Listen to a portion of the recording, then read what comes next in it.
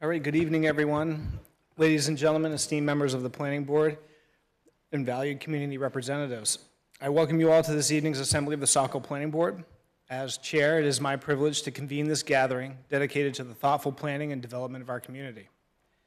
Today, we come together with a shared commitment to shaping the future of our city in a manner that reflects our values, respects our heritage, and fulfills the needs of our residents both now and in the future.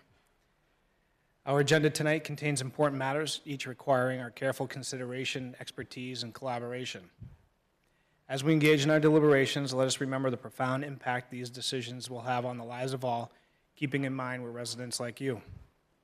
It is our duty to maintain transparency, fairness, and inclusivity in our proceedings, ensuring that the voices of all are heard and respected.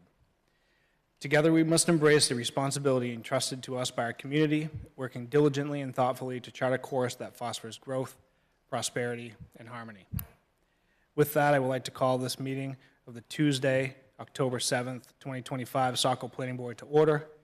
I look forward to the productive discussions and meaningful outcomes that lie ahead. Thank you. With us this evening, we have myself, Matt Provenzo, the chair of the board, and to my left, our vice chair, Joyce Leary-Clark, along with planning board members Jeff Bruscio, Catherine Palini, and Jim Mollier. We have staff members this evening with us. We have our assistant city planner, Lauren Forte, our planning compliance manager, Lisa Harmon, and we have Ben Smith, our consulting city planner, with us this evening, along with our Ward 5 City Council liaison, Phil Hatch. Our planning board members, Camille White and Carrie Lynn Lane, have excused absences this evening.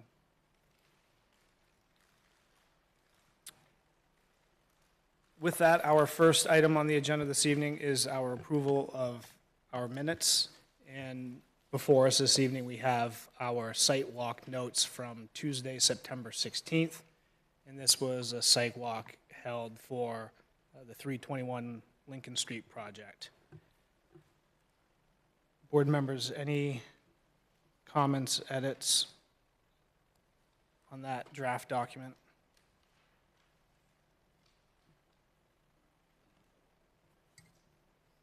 Mr. Chair, I'd move to accept the site walk notes as presented.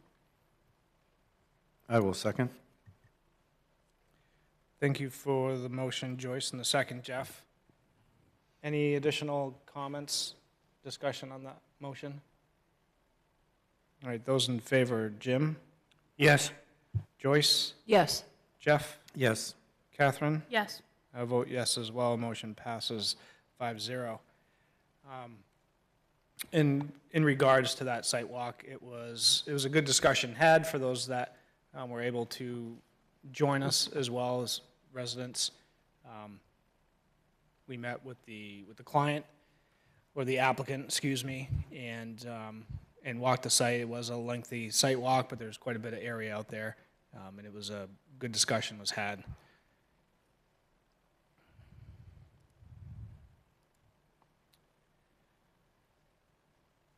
Continuing along here, our next item is our Planning Board Public Hearing Guidelines. This is a document that the board, along with staff, has worked to put together, and this is a document outlining our planning board proceedings and hearing how meetings are run. If anyone would like a copy of that, we have hard copy versions along with digital versions as well, for anyone that's looking for them.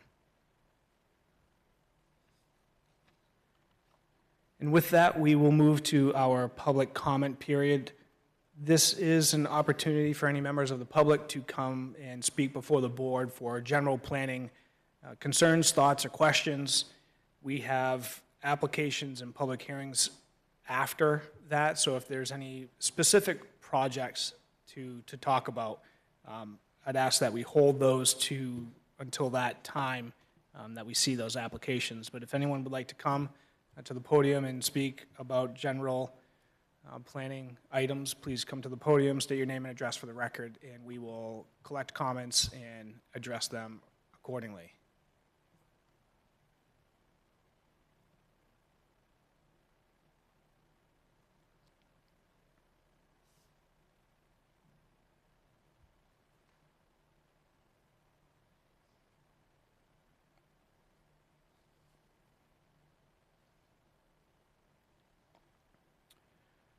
All right, seeing no participation, we will move to our applications for review and public hearings this evening. Looks like we have 1, 2, 3, 4, 5, 6 or so items to review this evening. Mr. Chair, if I may, I was wondering if I could make a motion that we move agenda item 6E for the 56 Muddy Lane kind of to the first item on our agenda, just in the sense that there is a very large packet here tonight. Well, I mean, there are several very large items for review, and this one seems like it would be one that we could kind of get a sense of accomplishment. I think it'd be pretty quick if everybody else on the board agrees. Maybe we could move that one first and then work our way down the list in order after that as drafted. All right. Second that. Second by Joyce. Any discussion on the motion made to reorganize the agenda item here and go 6E first and then continue with the order? Any discussion? All right, those in favor, Jim? Yes. Joyce? Yes. Jeff? Yes. Catherine? Yes. I'll vote yes as well. Motion passes 5-0. All right, so with that,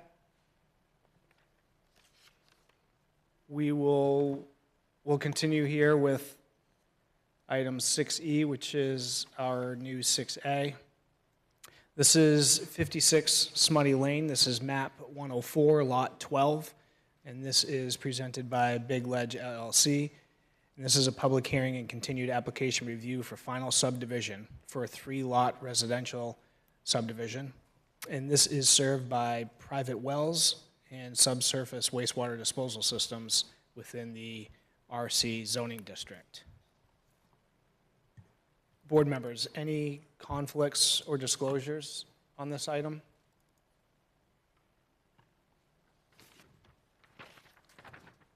All right, well, with that, Lauren, any additional items or notes for this item before we begin?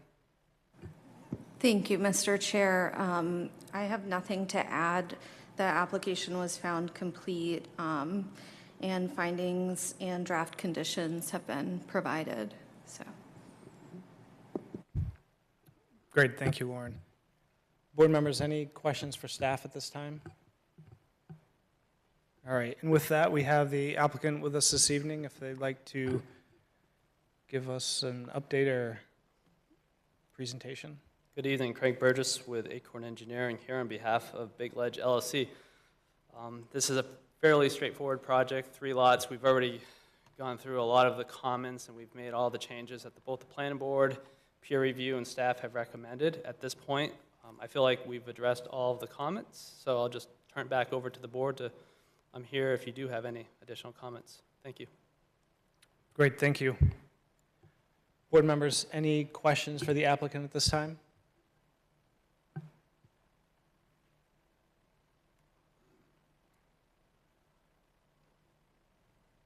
Jeff. Mr. Chair, I think, did we clarify the limits of clearing? Are you making it a deed restricted for the 3 lots, so the buffer zone of the stream, our Yeah. unidentified stream, is going to be now truly deed restricted in the deeds? Yes, it will be. Perfect, thank you.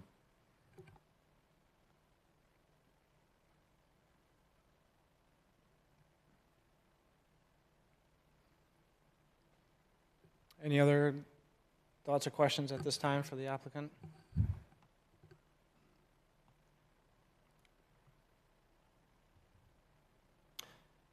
Mr. Chair, this is scheduled for a public hearing, Yes, sir. and so I'll move to open the public hearing.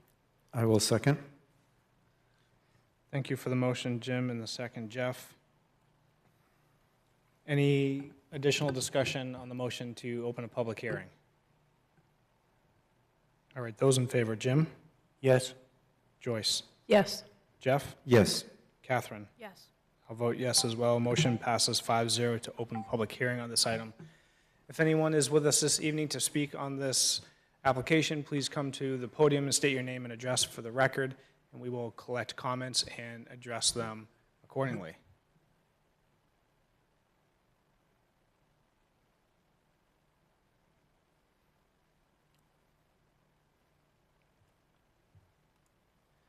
Mr. Chair, seeing no member of the public wishing to come forward to speak, I'll move to close the public hearing. I will second. Thank you for the motion, Jim, and the second, Jeff. Any additional discussion on the motion to close the public hearing? All right, those in favor, Jim, Yes. Joyce, Yes. Jeff, Yes. Catherine. Yes. I'll vote yes as well. Motion passes 5-0 to close the public hearing. Back to the board. Any thoughts, comments, questions, concerns?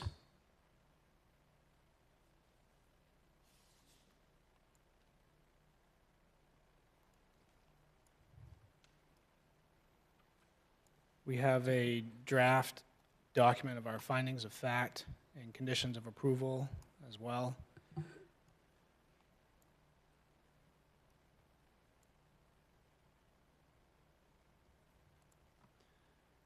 Mr. Chair, if I may,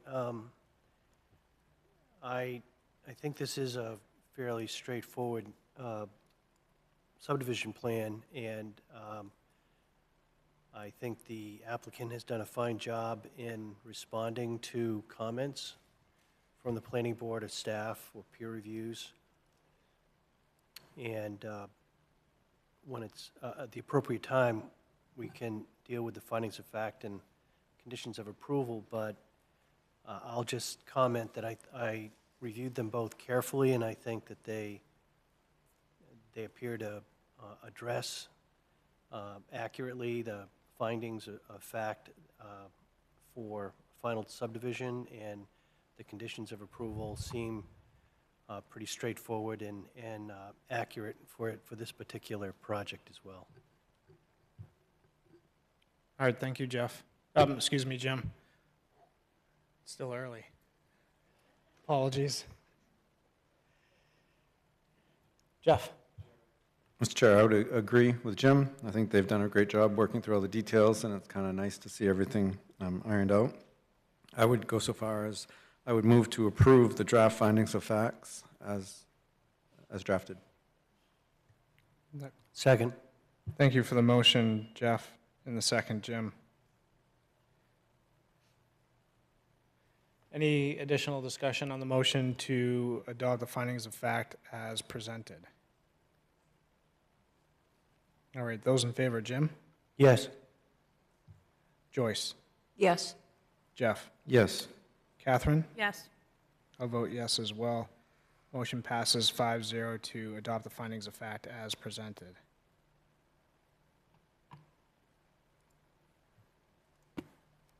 And Mr. Chair, I don't see any changes needed on the draft conditions of approval either. They look like they've captured all of the details, so I would move to approve the draft conditions of approval as submitted. I would second that motion. Thank you for the motion, Joyce, and the second, Jeff. Any additional discussion on the motion to adopt the conditions of approval as drafted? All right, those in favor, Jim, Yes. Joyce, Yes.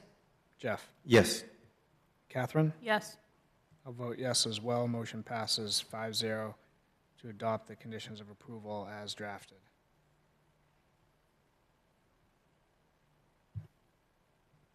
Mr. Chair, I'll move that we grant final subdivision approval for the project at 56 Smutty Lane, map 104, lot 12. I would second that. Thank you for the motion, Jim, and the second, Jeff. Any additional discussion on the motion? All right, those in favor, Jim, Yes. Joyce, Yes. Jeff, Yes. Catherine? Yes. I'll vote yes as well. Motion passes 5-0 to grant final subdivision approval for 56 Smutty Lane, map 104, lot 12. I believe that's it, Lauren? Thank you, Mr. Chair. Yes, that's everything. Great, thank you. Thank you very much. I appreciate it.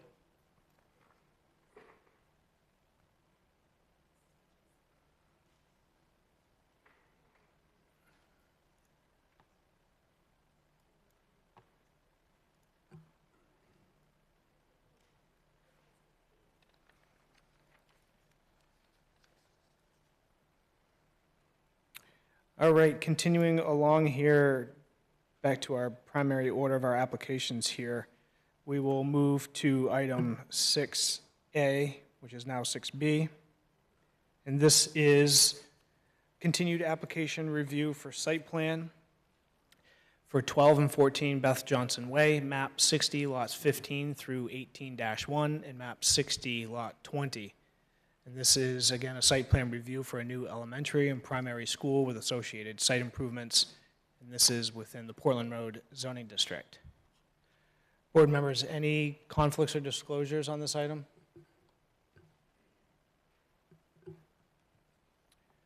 All right. Ben, any additional notes or items on this application? Thank you, Mr. Chair.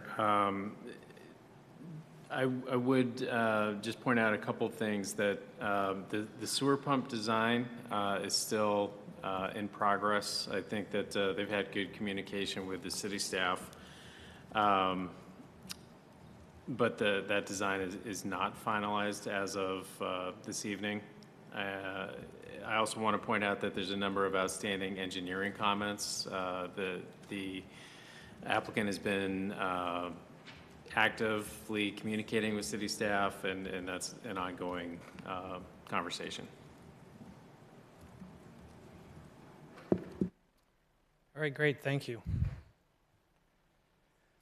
Board members, any questions for staff at this time?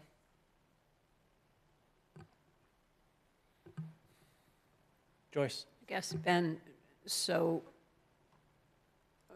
what is your recommendation in terms of how we proceed this evening? So I think that it's certainly worth discussing with the applicant where they stand with the engineering comments and the sewer design. I think if it was number one, a matter of the sewer pump, a lot of those details I think can be characterized as pretty technical. And it's not, the size or the location, it's more about the details and the operation of the pump itself. The other comments are included in the city engineer's review memo that's included in the packet. There's about a page and a half, I think, of comments that of varying levels. Some would probably be able to be addressed at the podium this evening, and others probably require some additional work. Thanks. Great, thank you. Jeff? Thank you, Mr. Chair. Ben, so I apologize. You've kind of come in midway on this, and I tend to, pick up on the engineer, reviews. And I think in due diligence, there are some, what I view as some pretty big items here that need to be worked out. And I agree, some of them are very technical in nature, such as, the pump design. But, things that have been asked for, long-term, the snow storage being labeled on the plans, we really aren't seeing that to the fullest. One that really catches me, and I kind of see this on a lot of the applications, is the stormwater management plan, the maintenance of the bioretention ponds. City engineer seems pretty concerned about long-term maintenance of that. And I don't know if there's a little bit of friction between departments in the city here, but regardless, it's all on the taxpayers, right? And we rely on our city engineering staff to make sure that the long-term maintenance strategy will be able to be executed in a costly manner for the city, whether it's the public works that are, paying for it or the school department's paying for it. It's still city tax dollars, and I'd like to make sure that the best design has been put forth. And when the city engineer has what I interpreted concerns about the long-term maintenance access of those ponds, to me that's a flag. There's obviously some stuff about the calculations and of the linings.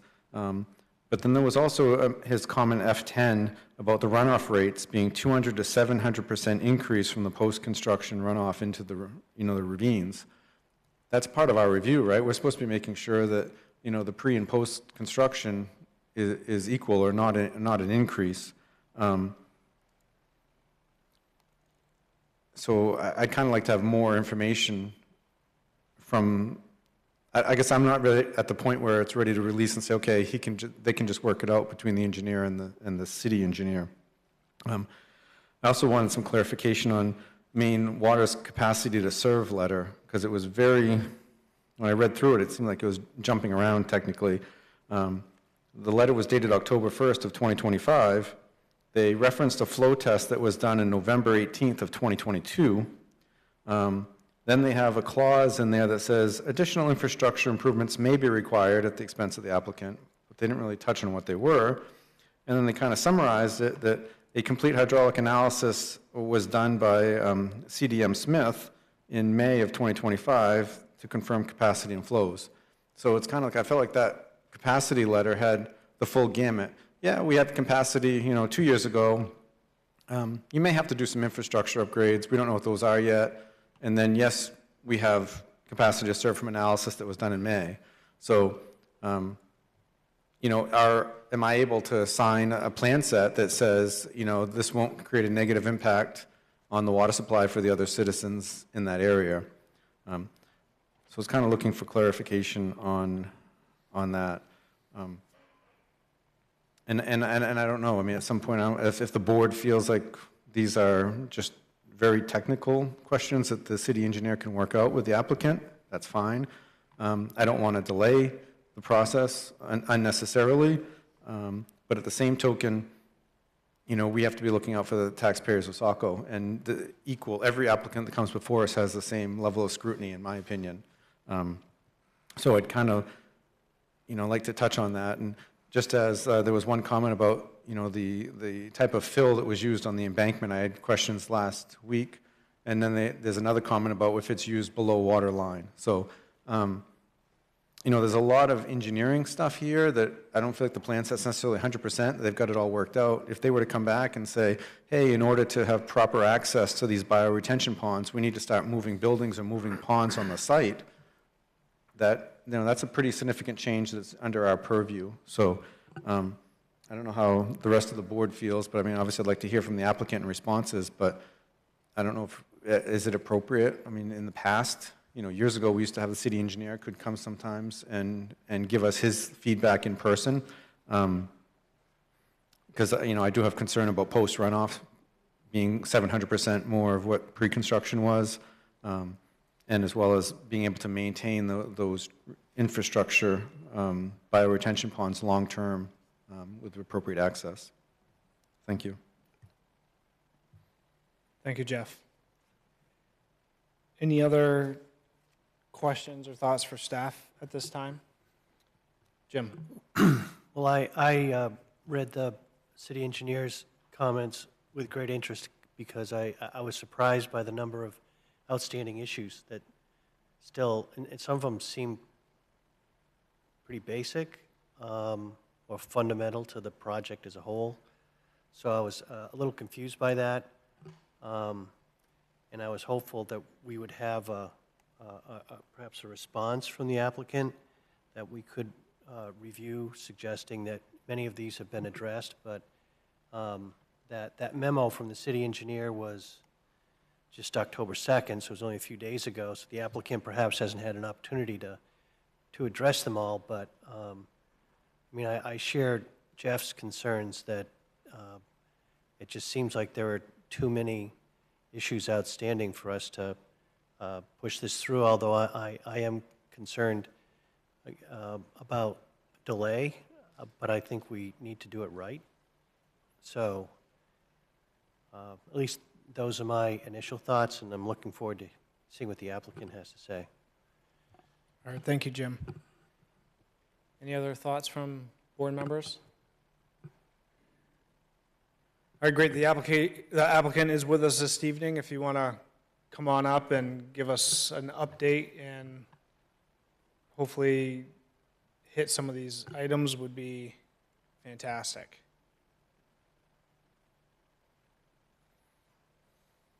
Hey everybody, Jonah DeWaters, civil engineer with Oak Point Associates. Just wanted to respond real quick. We did respond to all of the comments in the engineer's memo on September 25th. I've got the submission. It was submitted to the city. So I'm not sure. Sounds like maybe something got missed. I don't really know. But most of like the 700% thing, we responded to that. I'm happy to go through them all, but it would, it's quite a few, so it would take a while. Yeah, so the document I think we're looking at is the one from October 2nd. Yeah, and all the comments in it are the same as the All ones those in- comments are the same. I Well, understand. most of it, I should say. Okay. Hold on, I'll go through everything below.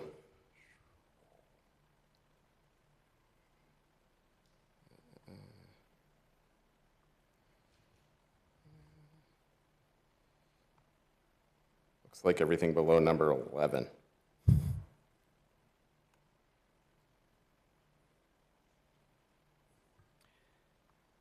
So, Joni, you're alluding to the off-site work on the second page of their document. Yep, the Is- off-site work we addressed. Those have been addressed. Yep, the site plans, grading plans, utility plans, and road profiles were addressed. These were all provided. We got them, I'm not sure how, but they were dated August 15th, but we didn't get them until mid-September. The sewer stuff we addressed. We submitted revised everything, addressing all their comments. Same for the detail sheets, I think. The stormwater management access we addressed.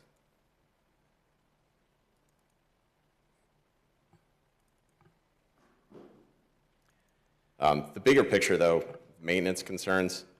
So the way this is going to work, the school department's on the hook for maintenance of these because they're school department facilities.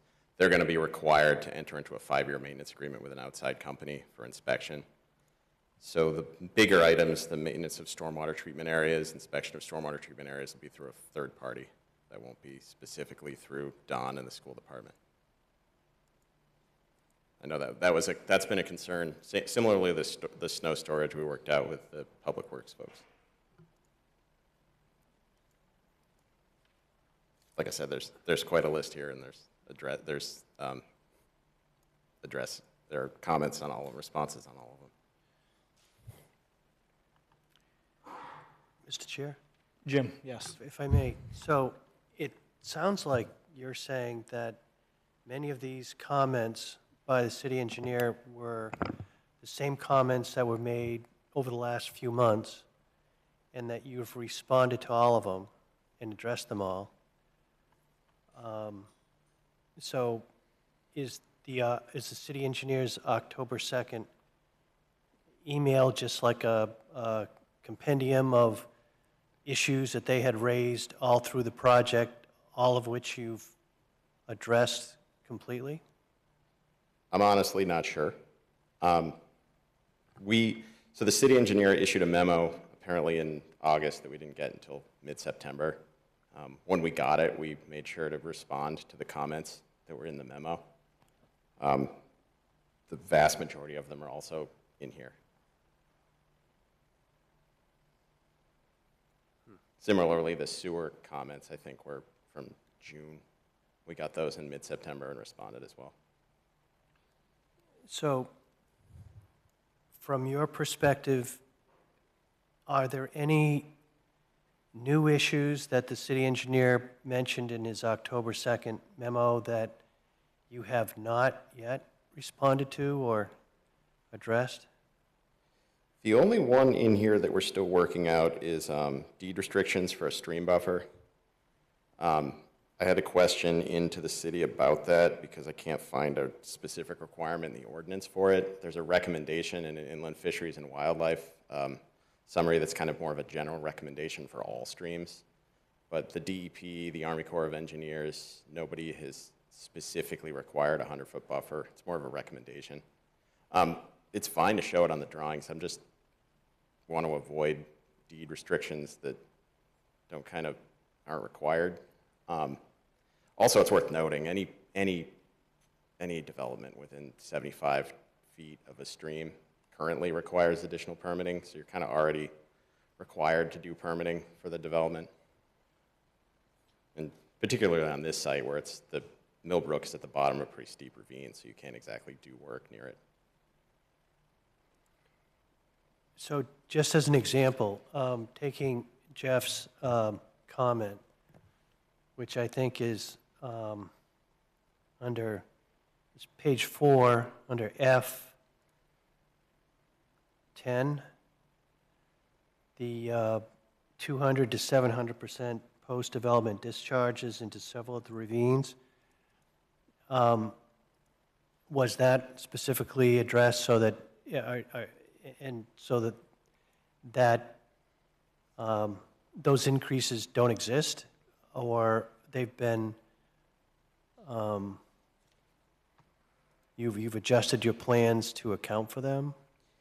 Yes. I'm going to read you my response here. I'm just trying to find it in the... So there's a few existing channels. Basically, the way the site is, there's a few spots where down the slope, there's some existing channels, and we utilize those to get runoff from the upper part of the site into the stream. When we went back and looked at some of the flow rates, which is what's referenced here, they are higher. So what we did was we armored the channels to make sure there wasn't going to be any erosion in the existing channels. We also put like a level lip spreader at the bottom, so basically a little pool that the water will go into, fill up, and then go over the side to spread out to prevent erosion. Also, our stormwater analysis did not indicate a 700% flow increase at the property line.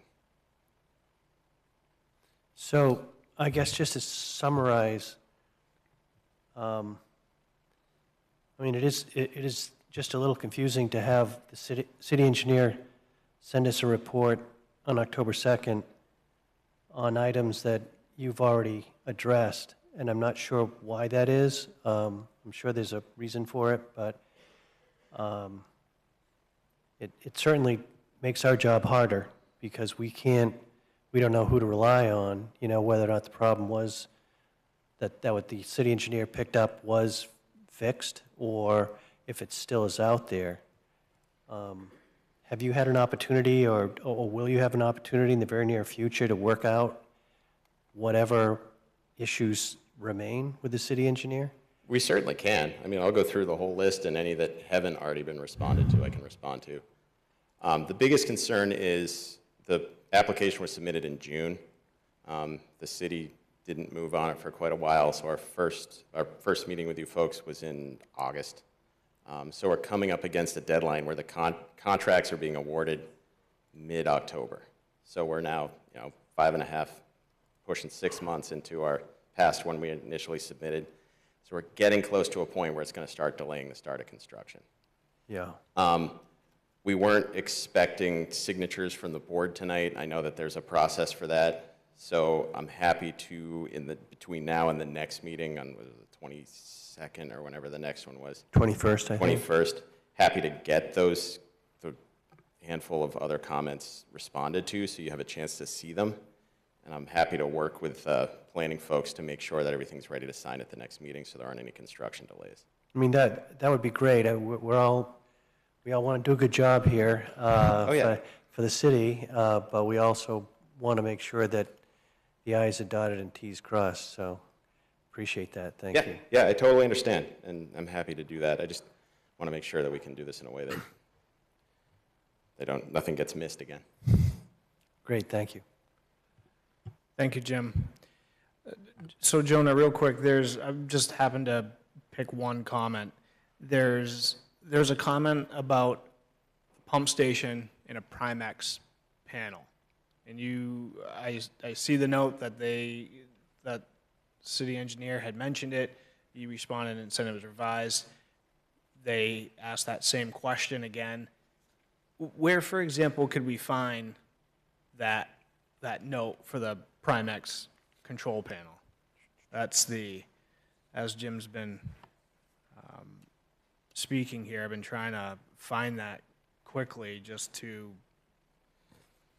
try to make some sort of sense and balance here of some of the comments and how we can try to proceed.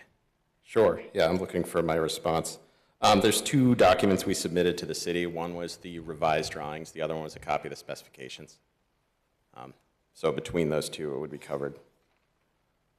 I'm not sure if it made it onto the drawings or if it's specifically to the specifications. Typically with something like that, we'd put it in the specs. Yeah, so I'm not seeing it in the specifications.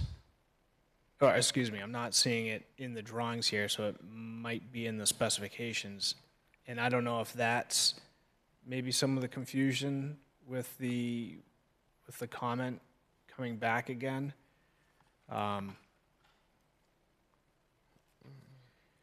Okay, so any other questions from board members for the applicant at this time here? Jeff? Yes, Mr. Chair. I think, Joni, you said that everything above or after number 11 had been kind of addressed. I had, so ahead of number 11, there was some concerns about number 4 was the response letter stating the traffic impacts are outlined in the traffic study, and the document's 430 pages, and the city engineer felt like other staff weren't fluid in that. And there was discussion, one of the comments that the city engineer had on his review was that 560 students are anticipated to be dropped off and picked up by parents. And what did that equate to for queuing on the exit drive?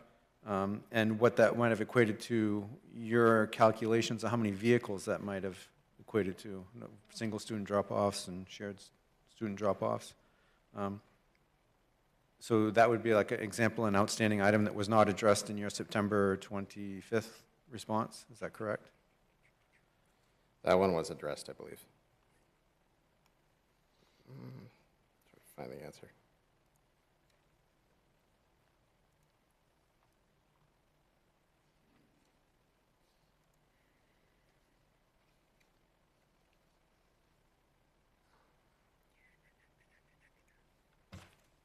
Yeah, we did address it. I just can't find it in my responses. Oh, here we go. So there were some comments about circulation patterns that we addressed, lengths of queuing, how we maximize queuing on the site, goes on. I think the fastest way is, do you want me, I can keep digging, or I can just address them in writing, either way. Go ahead, Jeff. Mr. Chair, I'm feeling like there's enough substantial information here that we need to kind of take a pause and table this. You know, whether there's some tension between departments. I mean, obviously, question number 1, it talks about the timelines, about when submittals are supposed to be done.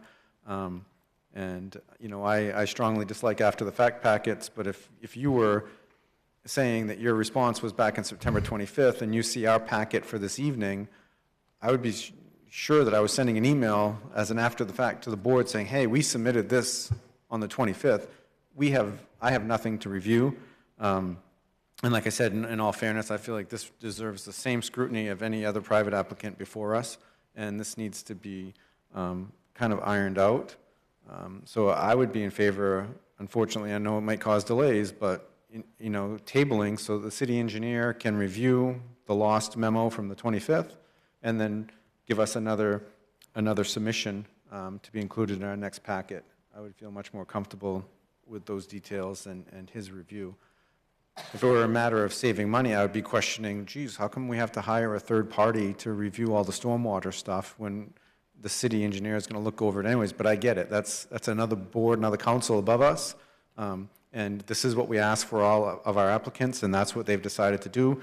So we execute that. They're going to provide us with that 5-year maintenance contract.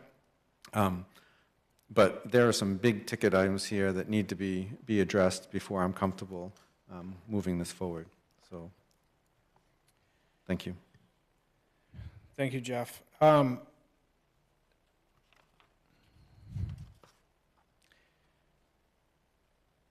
Any other thoughts from board members? Jim? And I know this is a small matter, but I did read that city engineer references a response letter saying that 560 students will be dropped off and picked up by parents. I guess that means daily. How many students are going to be in this school? Between the two schools, 1,482. So about half the students aren't going to be bused? They're going to be dropped off and picked up by parents? That was what the projections the school made were. Wow, okay. You have all these nice buses, too. All right, no, I'm sorry, it just seemed like that was an awfully high number, but if that's what it is, that's what it is, so, thank you. Sure. Thank you, Jim.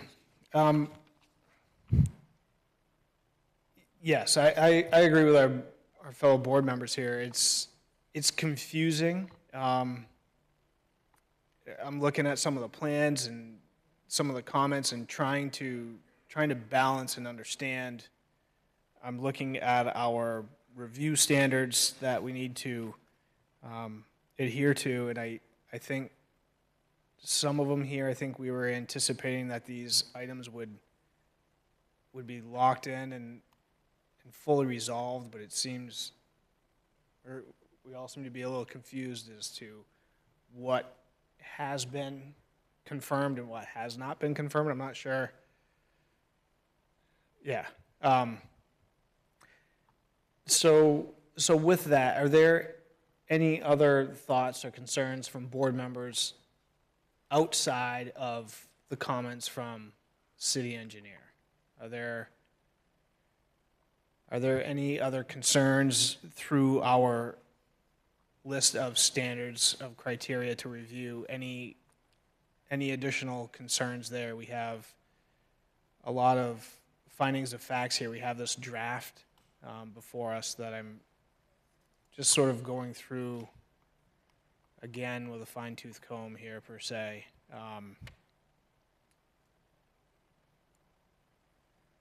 Any other items of particular concern? I think within that city engineer's memo, with those items being tidied up and answered, I think we agree with some of these, but the way we write our findings with the city engineer's memo, where we refer to that and the documents, those aren't cohesive quite yet. So that's my concern, and I think that's where some of you board members here are concerned as well. So back to the board for a second. Any other items of concern?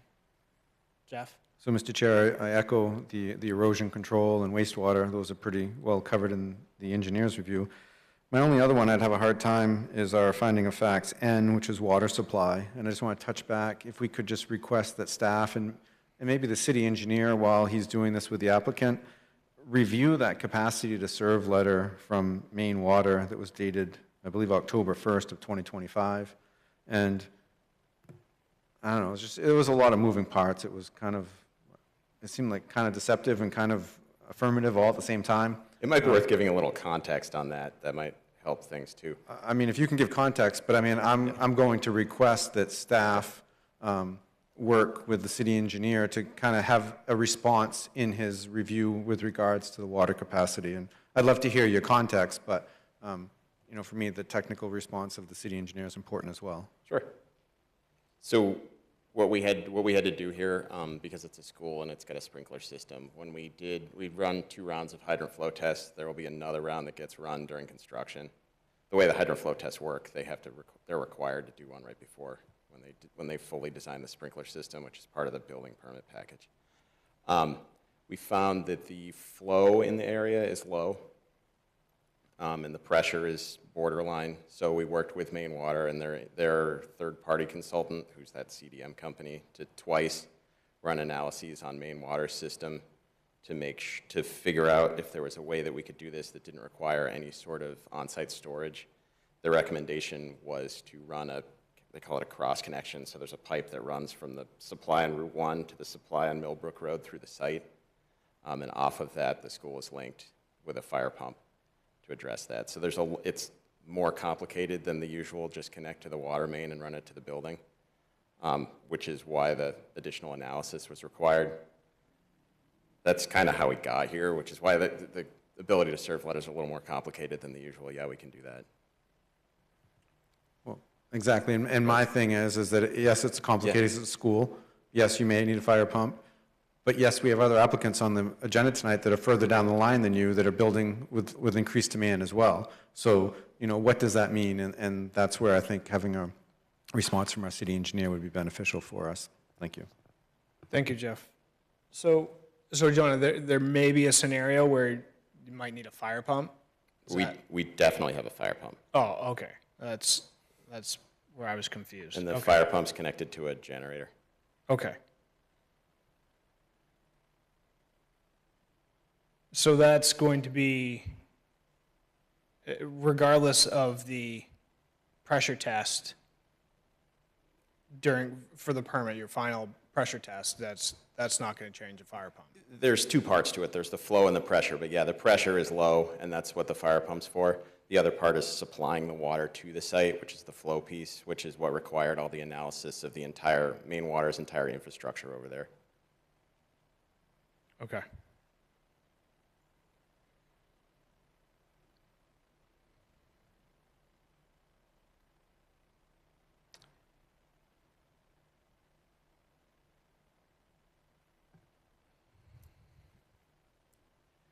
So the report doesn't really, and to Jeff's concern, it doesn't really say, yes, for Ken, you're 100% good to go. That's where that's what you're looking for.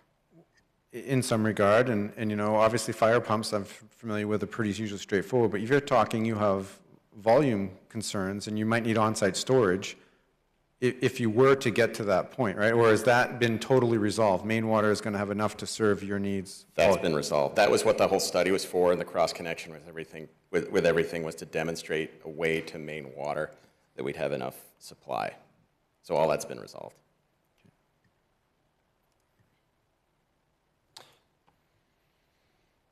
So, Mr. Chair, Jim? and I guess that was part of my confusion. When I read through the draft findings of fact and conditions of approval, everything looked great, as if everything had been resolved. And then I read the city engineer's letter, and I couldn't make that jive with the findings of fact and draft findings of fact and conditions of approval. So again, I don't want to delay this either, but if you can have, Jonas, if you can have all that worked out with the city engineer and staff for the meeting on the 21st, I think that would be wonderful. Yeah, I think the big thing is figuring out why they haven't seen our responses in 2 weeks or 3 weeks. Yeah, I think that's the big one. You have a meeting on the pump station tomorrow, is that, or did I misread something? I may? I don't think so. Okay. Either way, we'll review with the water recovery folks too, to make sure we have everything. Yeah, perhaps a statement of, with the service at the pressure that there is currently, with the demand and the fire pump, then the site can be serviced. I think that's sort of that missing link, is it seems like it's that the water, or main water's memo says you may need to do more stuff, we can give you water, but I think that there seems to be that missing link there. I think that's they don't really say they can't give you what you need, but they're not really saying they can. Is that how you read it as well, Jeff? Jim, is that? Yeah, I mean, because I don't think their capacity to serve letter didn't have a lot of clarifications on the technical cross-connect that they were doing. And it made it sound like in one way, yeah, we have capacity, and then maybe not. Once you build it, we'll have to do some more infrastructure. So I felt it was very, very open-ended. And maybe there's a piece in this puzzle that we're missing. I don't have it in this packet. I don't have that analysis from CDM in this packet. So maybe that's part of it. Okay. Any other thoughts from board members? Any other items on our findings of fact? Any specific items that the board is concerned with? So I think we really we've really touched upon this evening the, looks like M is the stormwater and erosion, N, the water supply, and I think and then with that, R as well, water quality. I think those 3 items. The traffic piece, I think there's a comment in there about the crosswalk relationship to the stop bar. That might be a new comment. There's a few, like I said, a couple mixed in there, but it's confusing because most of them we already answered. Yeah. So I can't figure out why they're there twice. We didn't hear anything from the city indicating that they didn't like any of our answers. Yeah, that's, This would have gotten out faster, but like I said, there was like a month delay between when the memo was issued by the engineer and when we actually received it. sure. Okay, so I don't see any or hear any other concerns from board members, so I think we've generally satisfied with the rest of the items and sections, so I guess with that, we'll look for clarity on those items on that memo from the city engineer. Where are we here? So Ben, if we're October 21 is our next meeting, is there opportunity there to wrap this up at that meeting? Or see the applicant again at that time?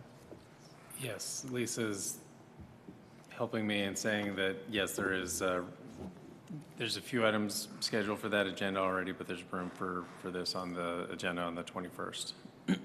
I think the coordination that needs to happen between the applicant and the city engineer and planning staff can happen. I think the key will be if there's any additional submissions that need to be made, or if it's more of kind of sorting through the responses and materials that have already been submitted. Okay. From what I'm hearing from the board, it's really sort of this document and the clarity with that and with the city engineer to really go through and finalize our findings of fact. Jim? And Mr. Chair, we have another issue too. We closed the public hearing on September 16th. And so if I'm right, we have 30 days to make a decision after the closure of the public hearing, unless the applicant agrees to the October 21st date, we have a problem. Correct, yes.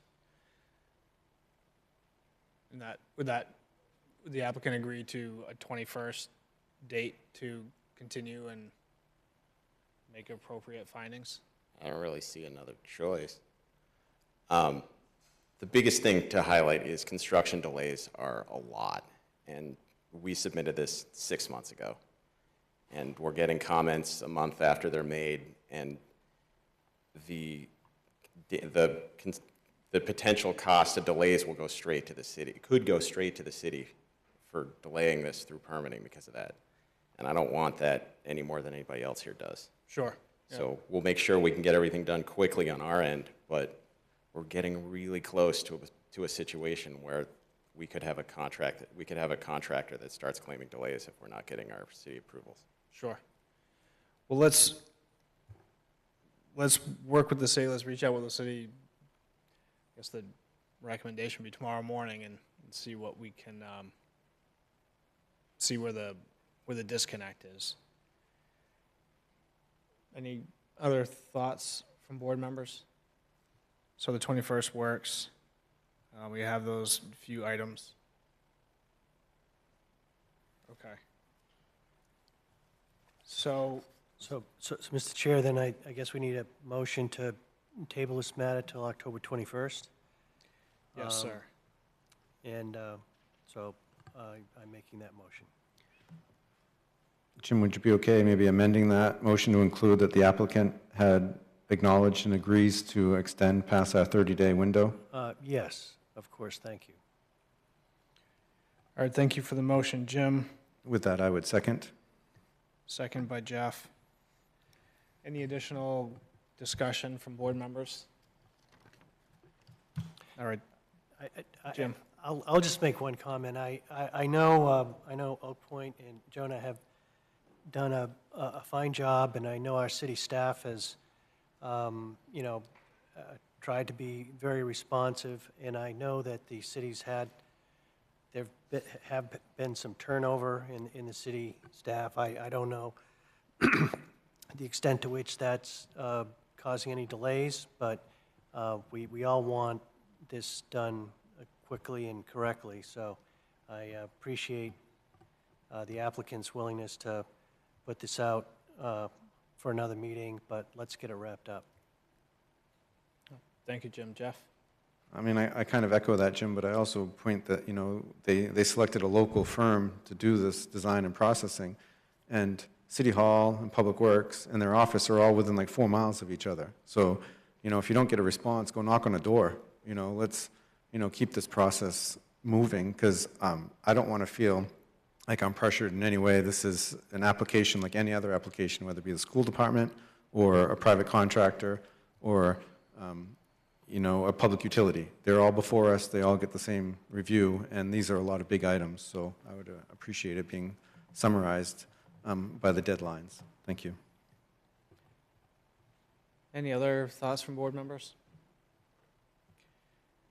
All right, motion made by Jim and second by Jeff to continue to 21st.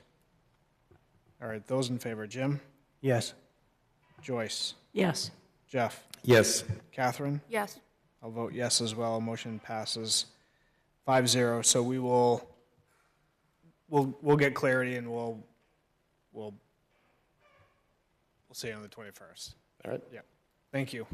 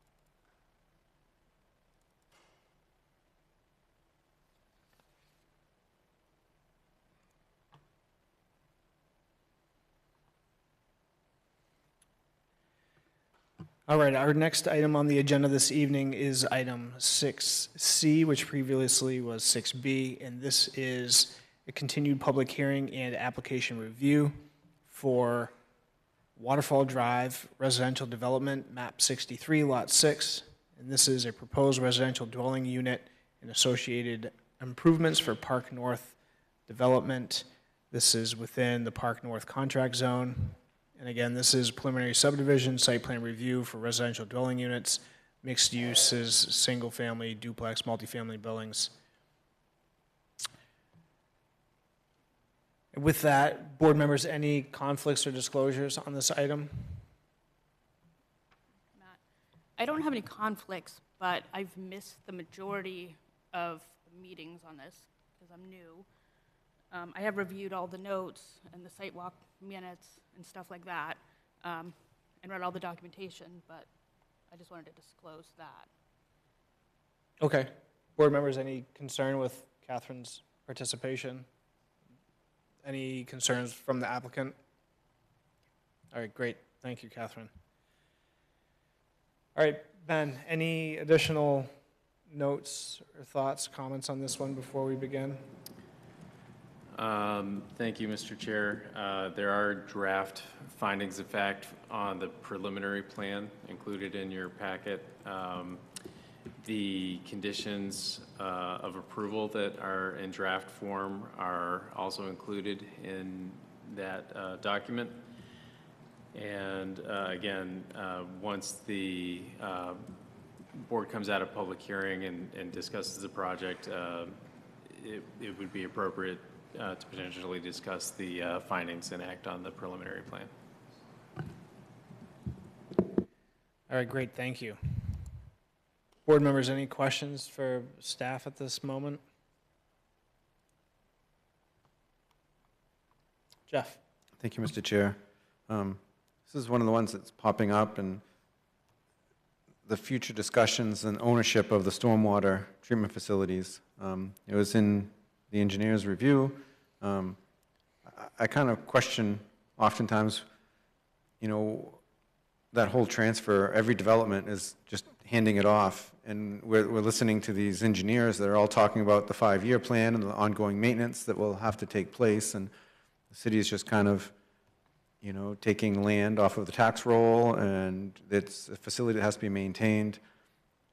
Can we at some point maybe get a conversation with the city engineer, city staff, maybe go hand in hand with some SLOTA training to the benefits? We had a discussion a few years ago about sidewalk infrastructure, and what that truly equates in cost, maintenance cost every year. You know, that sort of information is kind of important to these reviews.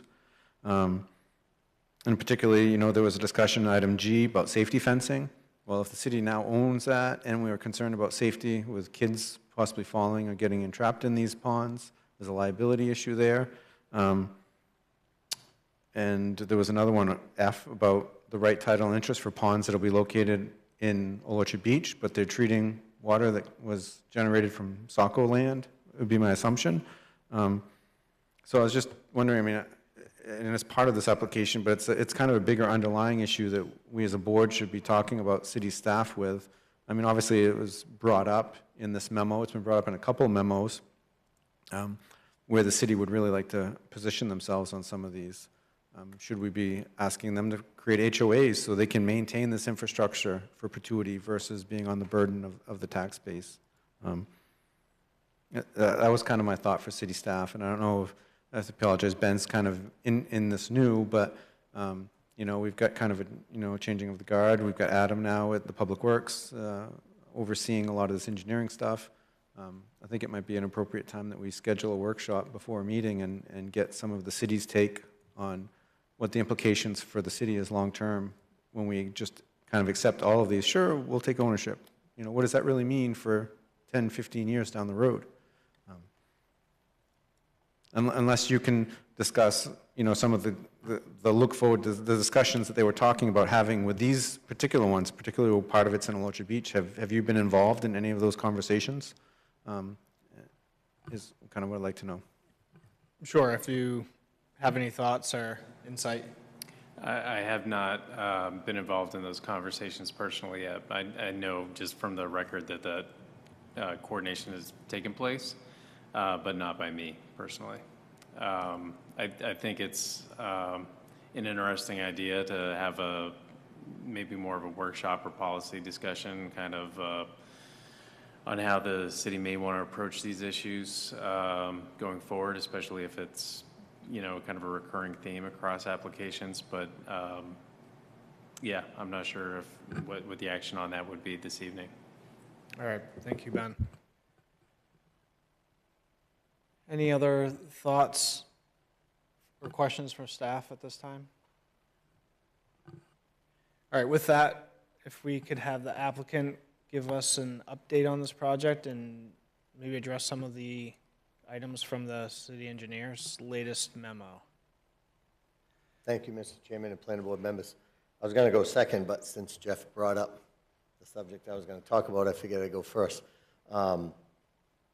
We could talk all night about ponds and who should own them, who shouldn't in future. But in regards to the ponds, we took your advice for the last person who was up here and went and knocked on Adam's door, and we had a meeting with Adam and Travis, Matt, myself, and we actually brought in the owner of Gorham Sand and Gravel because we knew there'd be a lot of technical questions and figured we could get a lot worked out. And it was probably one of the more productive meetings we've had in a long, long time. And I asked, I left the meeting, asked Adam if I could relay what happened at the meeting, and he said absolutely. So the verbal agreement we walked away with after making some technical changes to pipe locations, pipe type, that out of the 6 ponds in the entire rear land, all the phases together. 3 of them are dry ponds, 3 of them are wet ponds, is that the 2 dry ponds that are either touching or in Old Orchard, that the city would not take over. And we agreed to that. The 3 wet ponds, as long as we made the changes that Travis and Adam requested, and we agreed to them all, we just got to put them all on the plan, that he would take them. There was some access, he had some access concerns, we addressed those. He had pipe depth concerns with the type of pipe on a couple of pipes, so we changed those to concrete pipe. We straightened out a couple of pipes to make it easier and not have a problem down the road. And there was one outfall that technically the actual end of the pipe, the last 10 feet, 15 feet, technically was in Old Orchard. So he asked if we would be willing to basically come back to the road that the city will hopefully take over one day, and at that manhole, just before it leaves the right-of-way, from that manhole to the outfall, we would assume responsibility for forever. But up to that manhole, the city would take responsibility for. So that was the basic agreement, and Matt certainly could answer some more technical questions about some of the things we did. But the idea was we focused on phase 1, because a lot of Adam's comments were addressed towards future phases, kind of like check this in the future, check this, and we certainly realized that, but they didn't affect phase 1. So when we got back to phase 1, I think we addressed all of his concerns, him and Travis, took care of those, agreed on everything. Having the excavation company there was a great help. We came up with a couple of ideas to solve his concerns. So I think we got there, and the idea is that the city would take over the 3 wet ponds that are all part of phase 1, 1 dry pond that is in a future phase. So if we never get to that future phase, that pond won't happen. But if it does, he would take over that one. And then the 2 that are touching or in the town of Old Orchard, that the association would assume responsibility for those. So that was the agreement we ended up with, and everybody seemed to be on board. And the idea was that we would relay that information in detail tonight, which is what I'm doing. And in between tonight, hoping we get preliminary and final, all of those would be in a correspondence between us and Public Works, and on the plan that of the physical things they wanted changed, and would take care of all of those concerns. All right, great, thank you. Any questions for the applicant at this time? Jeff? So, Mr. Chamberlain, just to be clear, so when you worked out the engineer's note about grading, section B, access roads for ponds and outfalls are inadequate for facility maintenance, you guys have worked in the new changes, and as far as if any lots needed to be altered or anything, you were able to fit the access requirements into the scope of plan that we see before us? Yes. So like there's a pond behind what is going to be some apartments and some townhome condos. There's a wet pond behind that. Where you enter that pond was the location was changed. The outfall out of the pond was changed to make that access road shorter, and making sure that it was wide enough. It was too narrow, so we widened it out. And basically asking the excavation company, if you have to build a temporary road to get to something, let's just leave it there in place, skim over it with loam, but at least we'll have now a gravel pathway to get everywhere we want to. So yes, all the access issues were addressed.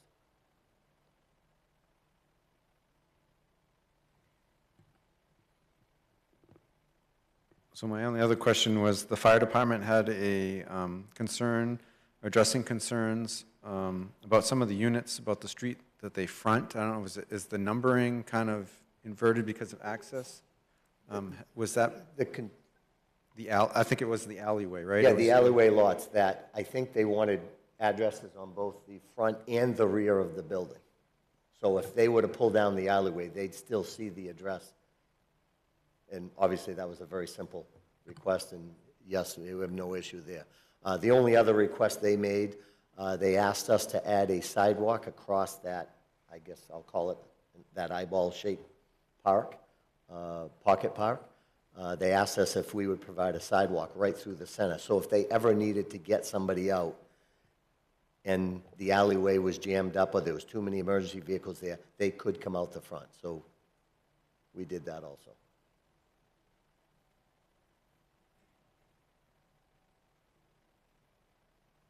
Okay, thank you, Jeff. Any other thoughts or questions from board members?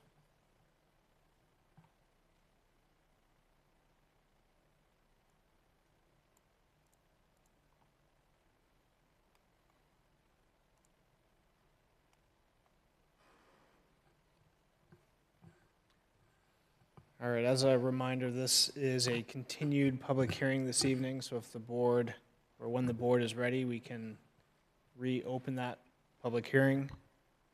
We can ask the applicant additional questions. If there are other concerns or thoughts from board members. Mr. Chair, I move to reopen the public hearing for map 63, lot 6. Second. Thank you for the motion, Jeff, and the second, Jim. Any additional discussion on reopening the public hearing on this item? All right, those in favor, Jim? Yes. Joyce? Yes. Jeff? Yes. Catherine? Yes. I'll vote yes as well. Motion passes 5-0. If anyone is with us this evening to speak on this item, please come to the podium, state your name and address for the record. We will collect comments and address them accordingly. I'm Melissa Field, and I live at 160 Bradley Street, and I'm also a member of the Conservation Commission.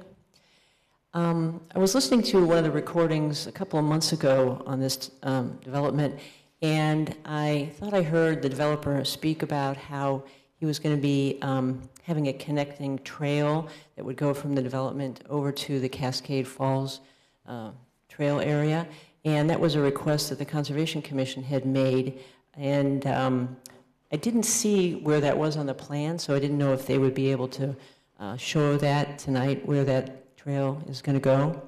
Thank you. Thank you.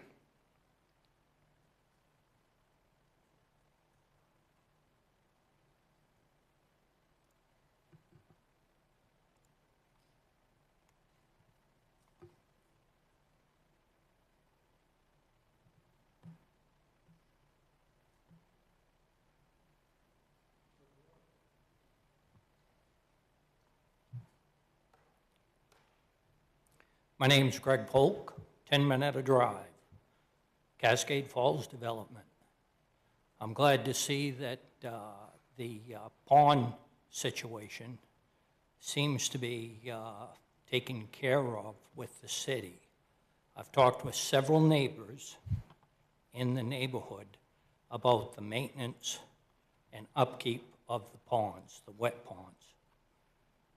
We did not want to receive the responsibility of ownership on those ponds because we are taxpayers of the city of Saco, and we felt that if we had to take ownership of the ponds on the maintenance and stuff like that, that we would be paying twice for services to the city.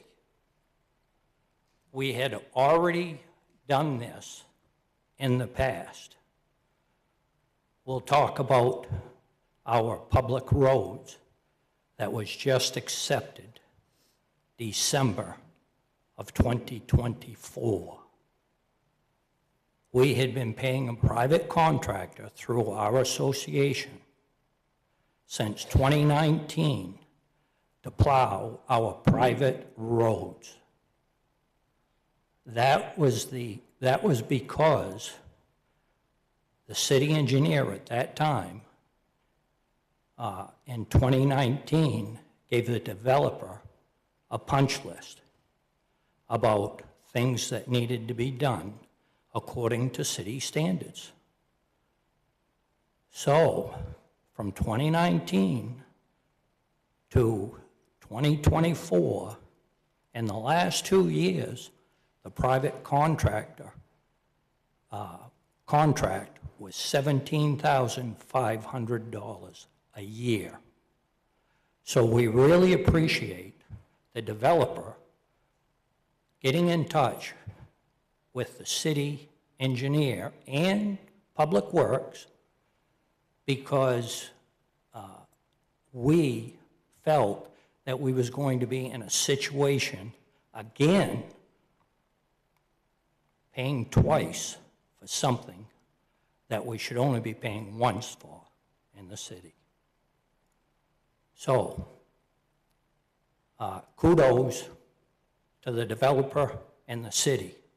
I've talked to the Public Works Director in this last month, the city engineer, the planning office, and I really appreciate all the information that I received from everybody. So I knew that there was some work being done on this, but I did not know that there would be a conclusion, so we would not be paying for something twice. The only other point that I want to point out to the board is that I understand that there's a lot of verbal and conversation going on. I would hope in the end that the board requires the city engineer and the developer to draft up these plans and then have a signature on those plans. I would hope that that would be accomplished in case down the road something else comes up. My last question tonight is, since the 195 development is going to be coming into our homeowners association, because we are the first phase, actually I think we're more than one phase, but anyways, we're the first phase that has been developed in this development process. So now our homeowners association is going to be getting bigger, getting back to the roads. That means, the way that I understand it, that now the developer is being told through the planning office that there is a 3-year period now so the city can take over the roads. Not 6 years, like we had to do from 2019 to 24, okay? We're paying a private contractor. We're going to end up paying a private contractor again for those new roads down there. They're in our HOA association. We already accept that as an association. But we don't want it to turn into 6 years, 8 years down the road. We, as a committee, in 2022, which I have emails for, only one copy though. I have emails that from the roads being turned over to the city and the developer having the punch list from 2019 until the 2024. We really appreciate if the board could put that in writing and have signatures from the city engineer and the developer. So going forward, if we run into a problem about the association paying longer for these roads, and again, the ponds, but it sounds like the ponds, there's an agreement there, which we're very glad of. Thank you for your time. Thank you, sir.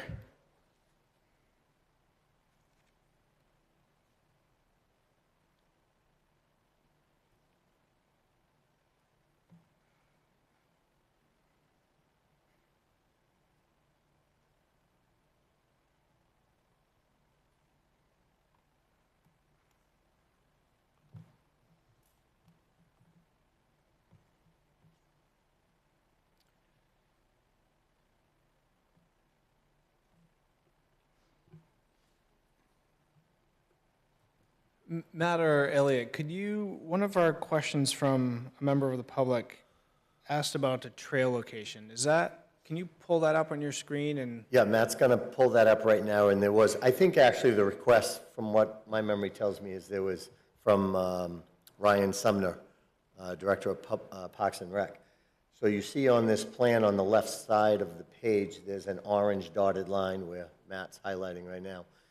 So what we agreed to was that we would do a temporary trail through what was the old Monkey Trunk site down to the north side of the falls, so people could access, with the agreement that that would stay there until such time that if we ever develop that property, that we would try to include into the design a more permanent sidewalk, road access than just a trail.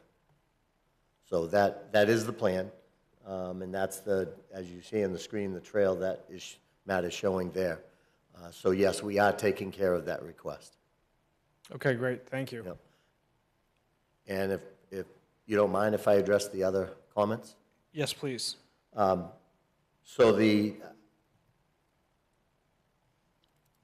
we get into a tough situation, especially in a layout like this, where the city's asking us to completely build the through road from where Waterfall Drive ends today out to Cascade Road. And I certainly understand the reasoning behind it, even though it's going to be an expensive phase with very few units on it.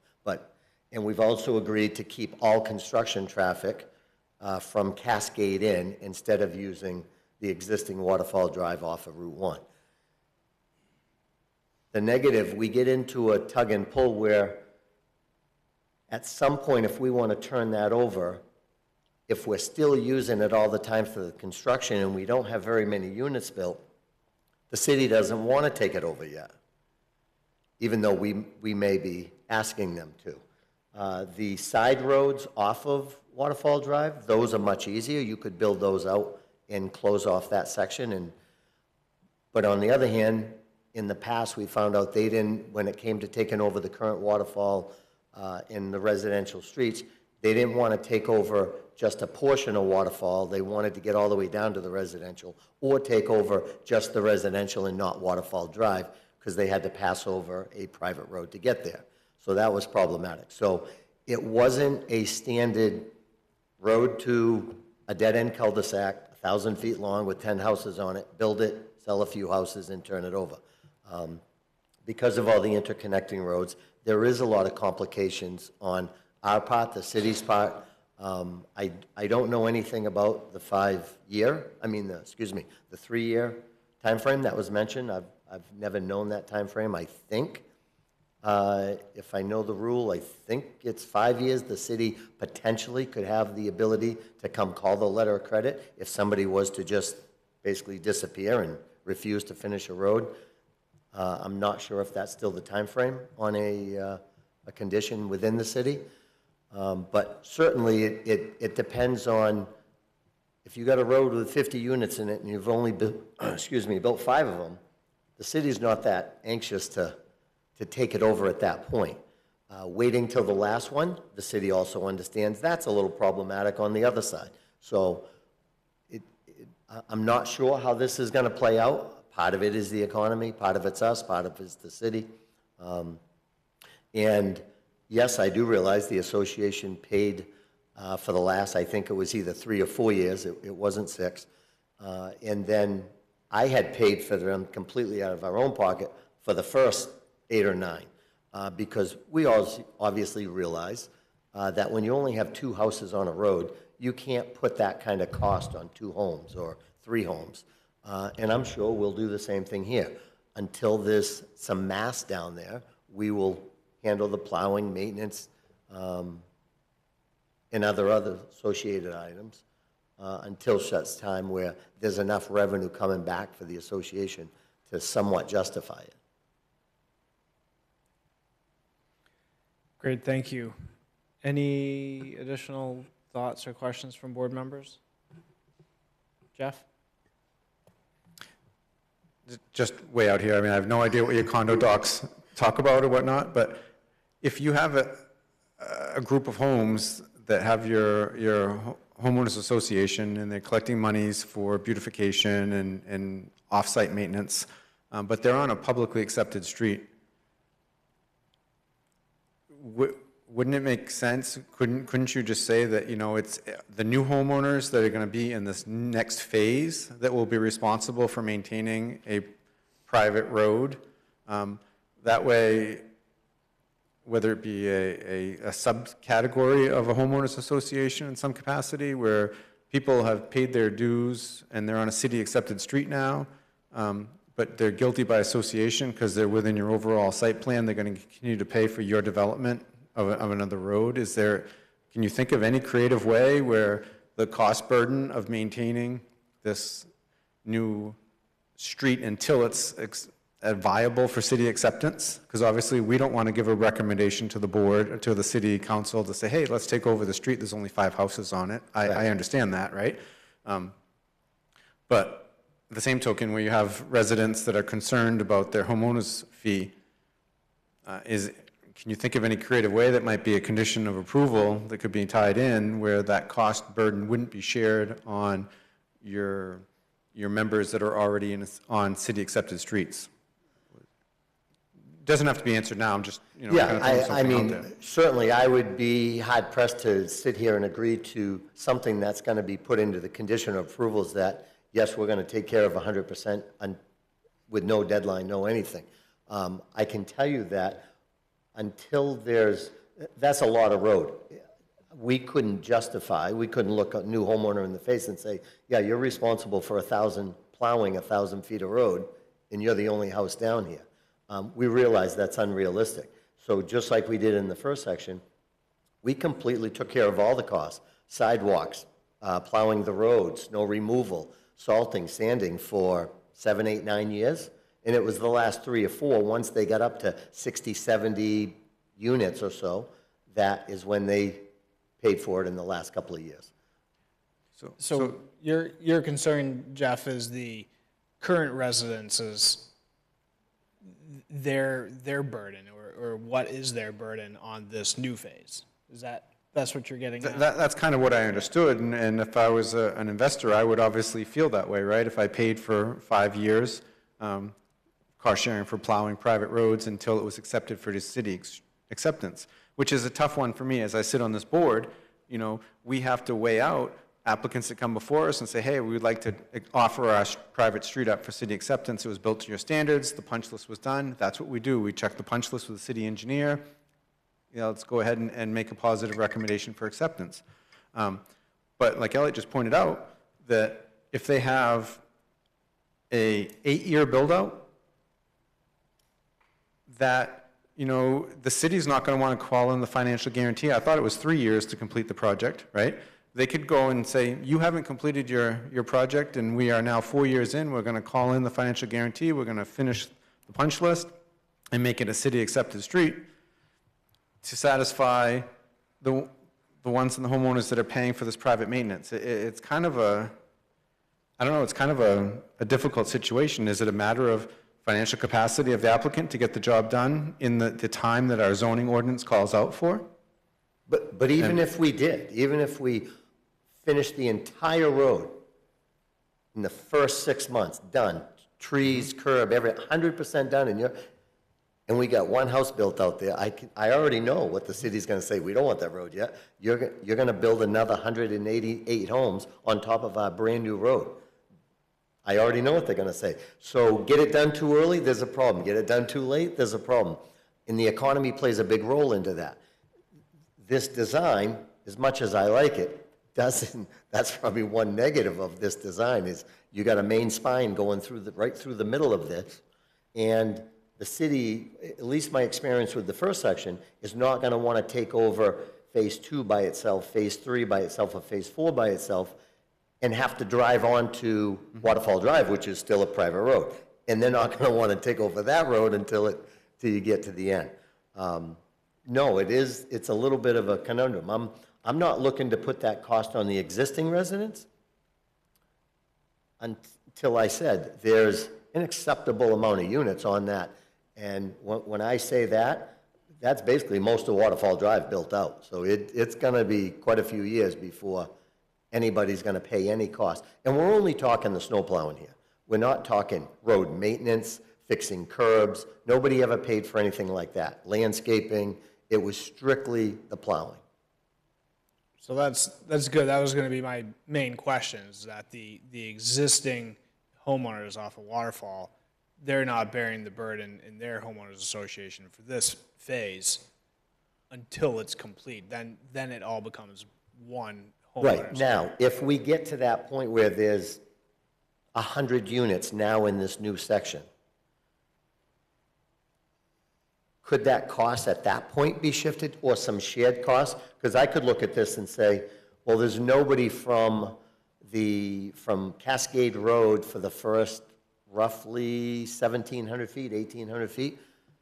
There's nobody on it. So I can see where that's probably going to be our responsibility forever until it gets turned over. Okay. Understood. But this is no different than any other subdivision Sure. in the city. Understood. The scale is just bigger. The scale is bigger, yes. Yep, understood. Well, Jeff? I mean, respectfully, I get it, it's no different than any other subdivision, but it's bigger, and, you know, that has some positives. But essentially, where you have a city-approved street, and now we're doing an addition, it's like saying, Jenkins Road, you know, you lived on one street, and it became city-accepted, but there's a new development going in, you know, 2 lots down, and you're going to have to now carry the burden of snow plowing on it because you share the same public street to access it. It seems, because it's so much bigger, people that have already bought in and are on a city-accepted street, they kind of anticipated what their costs were going to be and their responsibilities were going to be, and there's a homeowners association. I don't think they ever would have anticipated paying for maintenance for another mile of road. But you're, at least the way I'm hearing you, is that there's some indication that year one, as soon as we pave it the next winter, that cost is going to go to the existing resident. That is absolutely not the case. So I guess my question would be, what can you bring forth to the board for a plan so we could understand and hear the concerns of the association that's there now? What are they budgeting for, and what are their responsibilities going to be? Because it kind of sounds like it's at your will of whatever the economy does. If we build out 50 houses, then maybe we're ready to start charging. But if we don't, I don't know, it just seems a little open-ended, and I wish, and I get it, you know, you have a lot going on here, but you have people that are invested in it, and they're citizens of Saco, and they're paying taxes to Saco, and they're looking at us to try to provide their understanding and security and knowledge of what's going on. But there's this underlying HOA, and I get it. I think they'd like to know. It's like the city assessor just saying, we're going to raise taxes because we need to do something with the Saco River, and you guys are city Saco residents. So it seems very open-ended. Now that feeling I do know. Yeah. You're right. There's not a perfect answer to this one issue in any large subdivision, especially when you have a lot of interconnecting roads that end up leading out to the old section. It was a bunch of interconnecting roads with one road to get to Route 1. Mm-hmm. So there's no way the city could take just the residential streets and not take Waterfall Drive. And at the same time, they didn't really want to go through the effort of just taking Waterfall Drive. So we had to wait until we knew we could do everything in both the residential area and the main road from Route 1 down to Creek's Edge Drive, which we did. And did it take longer than expected? Yes, it did. But that was a massive undertaking in that last year or two. You know, just respectfully, I look at this and, you know, that scenario you played out with the private interconnecting roads being done, but the main road out isn't done. So we got to a point where we're at final coat, final paving, punch list is done, offered for city acceptance, the city accepts it, right? Those residents went through that time of build out, now they're at a city acceptance. We have another proposal where the city's requesting that we have connectivity over to Cascade Road, which makes perfect sense for safety. We can give them, if they were to say, hey, we're concerned about the newly built road, we can give them a condition of approval. It says, you will have all of your construction equipment exit out to Cascade Road so that we're not damaging the city infrastructure, right? That's exactly what we're talking about. But that is easy and concrete. It's easy for you to agree to. It's easy for them to understand what we're putting for condition of approval. This particular piece about what they may have to pay for seems like can be generated from your organization at any point that, okay, now I've decided that we're going to turn this over. We're not going to be responsible as the developmental entity anymore for private plowing. We're not ready for city acceptance, but you as the homeowners, you guys are going to get the bill for the next 2 or 3 years whenever we get to substantial completion and the city accepts it. That just seems like a very open-ended question for the HOA members that are already there. And I don't know how we could ever come up with a condition of approval that would offer some protection for them. And unless I'm misunderstanding some of the concerns that were brought up. No, I think it's pretty close. And there's also, when we did it, we did all the sidewalks at our cost. When we turned the road over, the city goes, we don't do sidewalks past a certain point out of I think from a school or from the center of town.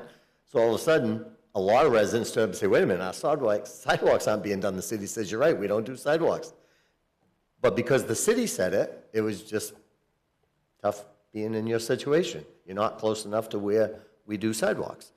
So if they ever want sidewalks done, or mowing the pond, taking care of the pond landscaping, it was very clear, you will have to pay for that as an association. So it's not as if those costs are never paid for by an association.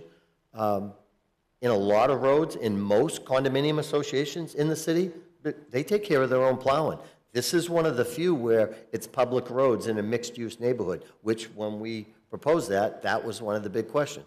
Do we pick up trash? Do we not? Do we plow it? Do we not? Do we take it over or do we not?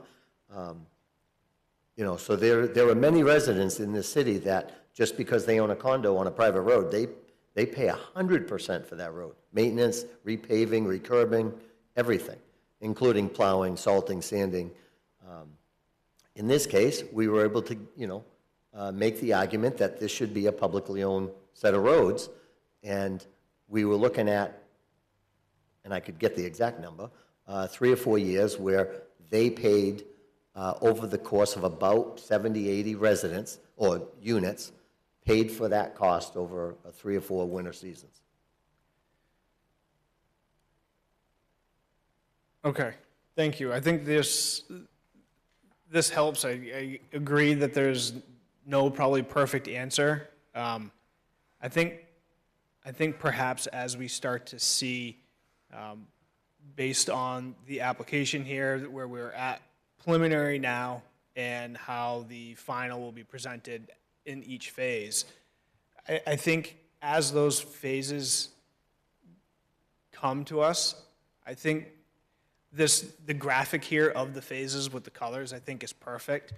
And perhaps maybe a graphic plan like that to understand sort of how the HOA is maybe broken apart might just be, as we start to this phase, this burden is by you, and then this next phase, this financial burdens are this and this by this piece of the HOA, or maybe that will help to start to understand some of this, because I follow your question, I'm following you as well, but I don't think it's an HOA, it's all one entity here. There's our burdens, it moves, it ebbs and flows. I get that part, but I think understanding the finite pieces is, I think that's where maybe some of the concerns are, but I think that's...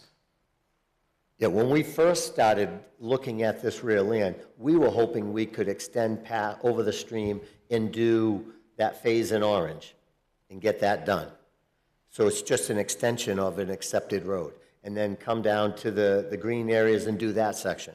But the city made it absolutely clear from the get-go, no, if phase 1 absolutely has to have the road going out to Cascade Road. And we said, okay, if that's the way it has to be, that's the way it has to be. So I certainly understand it. I know where they were coming from, and it creates a lot of positives. One of the negatives is, is this one. Sure, and as we have the phase plan and approach before us here, but this doesn't prevent you to come before the board for final to include multiple phases at once if that is the time, or if that is appropriate, if that, you know, Yes, if that comes together. If the market suggested I could come in and ask for, as long as we're meeting the conditions, I could come in and ask for 2 or 3 phases at the same time. Sure, and that changes the relationship of how that HOA is distributed and how you're putting things together. So that's what we could talk about or decide today. Could change very easily. So I think that's fine. I think we understand. And right now, the intention is to, with Matt and Public Works, just to tie up these minor little details and you know, cross the Ts, dot the Is, and be in front of you again probably a month, or I'm taking a quick guess here, for final of just phase 1. Sure. Okay. Any other thoughts or questions from board members? Jim? So, Elliot, just to make sure everyone understands, you're looking for preliminary approval for the entire 195 units, Yeah, technically 189.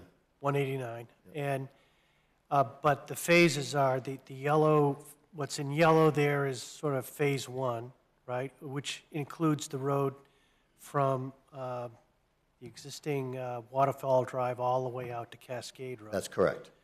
And the second phase is what looks like it's in green there, is that right? Yes. Yes. And then the third phase would be the orange phase, That's correct. and then the next one would be the blue, and then the last would be the purple, right?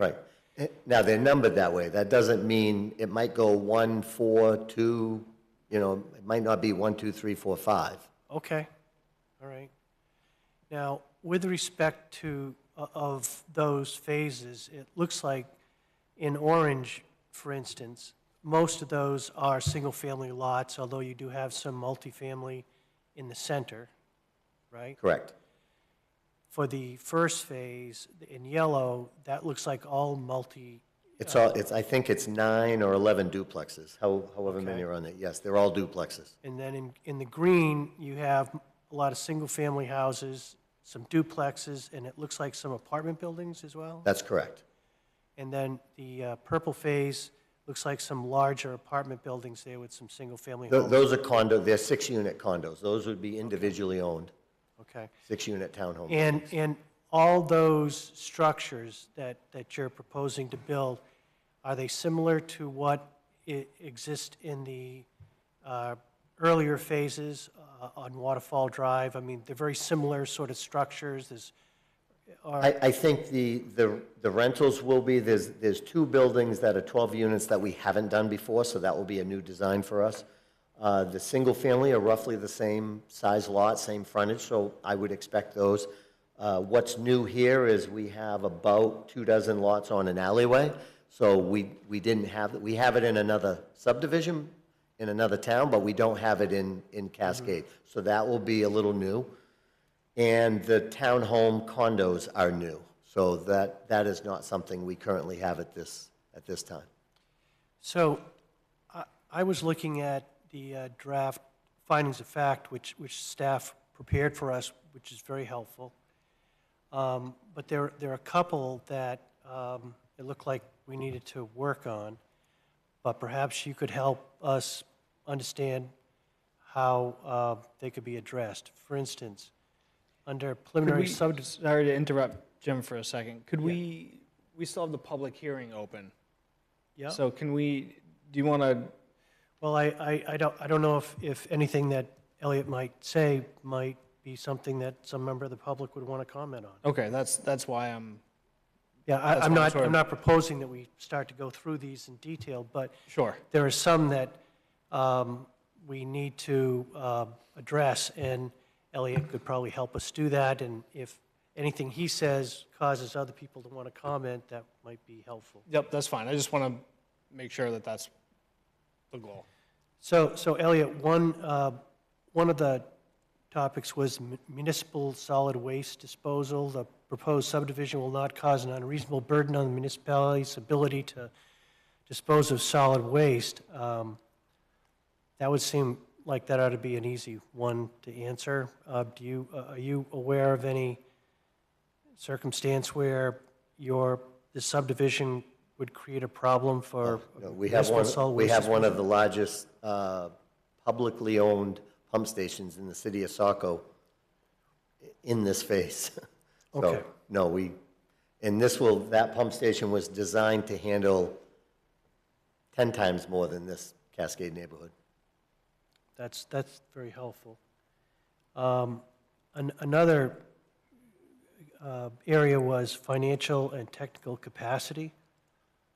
I know that you've submitted a letter of financial capacity, but it seems as if there might be some question as to whether or not, with the phasing, are you going to need like several letters of credit for each phase, or? Yeah, typically you would open up, so when we open up phase one, there would be a letter of credit for that phase, which is an agreed number between us and the city. The Public Works will look at our costs and decide if they're appropriate or not with what goes into that phase. And once we get to that point, then we need to post that letter of credit for that amount. And then when we get to subsequent phases, I'm not sure how the city's going to do it. Typically, they would set up a separate letter of credit for each phase. I'm fine if they do separate letters of credit for each phase, or if they just, increase what was left on phase one and increase it back up. Whatever the financial institution in the city prefers, I'm fine either way. Well, with either alternative, is your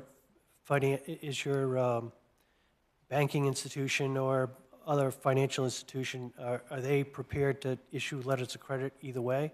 Oh, yeah. It's the same bank that's been here since day one.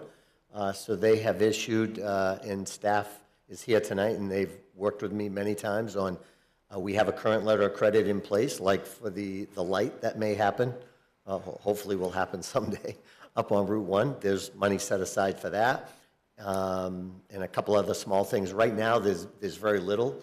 We've had letters of credit out there for much larger numbers when we were, working through the process and had roads going on.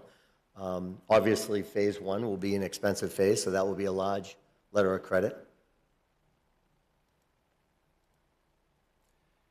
And one of the other categories was stormwater, but it sounds like you've resolved that with the city engineer. Thank you very much. Yeah.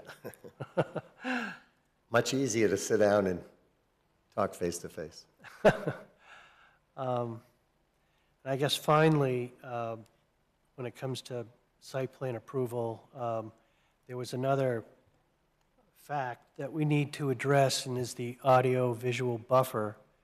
The setbacks and screening provide a robust audio-visual buffer so as to minimize adverse impacts on nearby properties.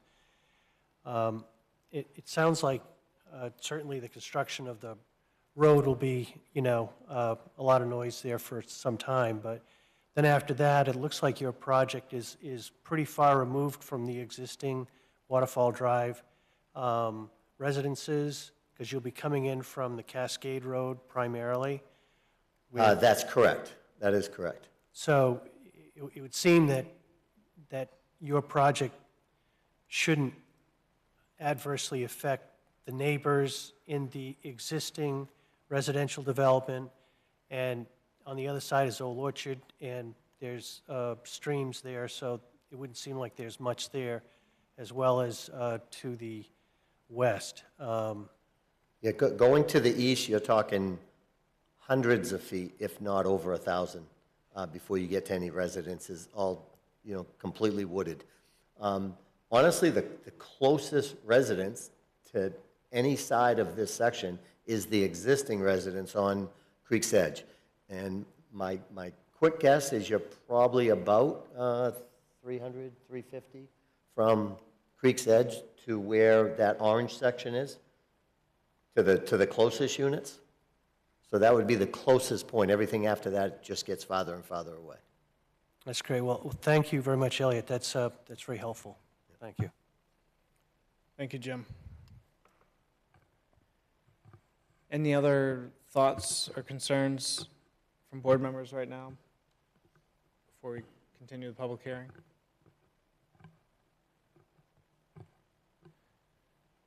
All right, as a reminder, the public hearing is still open. If anyone would like to add any additional comments or new comments, please feel free to come to the podium.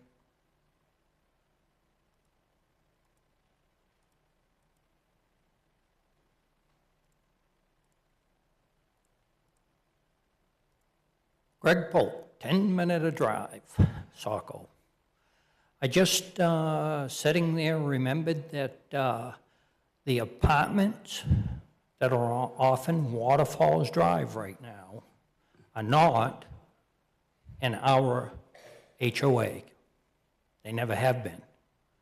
So I just wanted to make that a clarity to you that I believe the apartments that will be going in this new 189 development will not be in our HOA.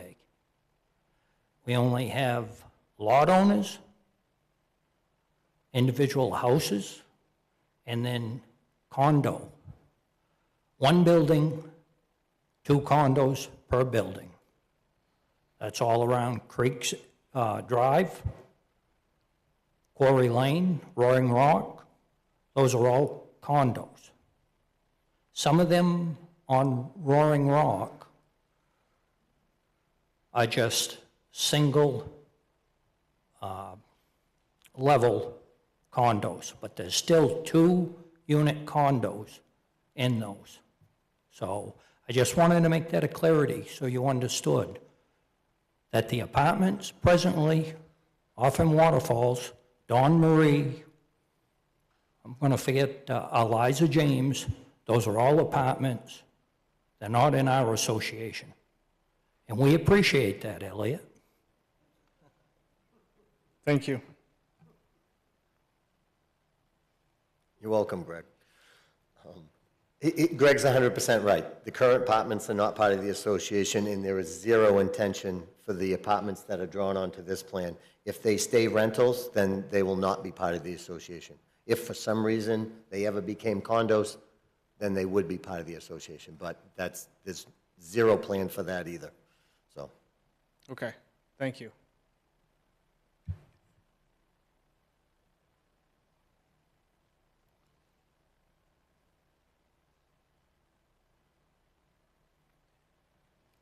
Mr. Chair, seeing no other members of the public wishing to speak, I would move that we close the public hearing. Second. Thank you for the motion, Jeff, and the second, Jim. Any additional discussion to close the public hearing? All right, those in favor, Jim? Yes. Joyce? Yes. Jeff? Yes. Catherine? Yes. Vote yes as well. Motion passes 5-0. All right, back to the board. Any final questions, thoughts, concerns? We have a few items here in our findings of fact to review as well. I know Jim mentioned and touched base on a few of them with the applicant.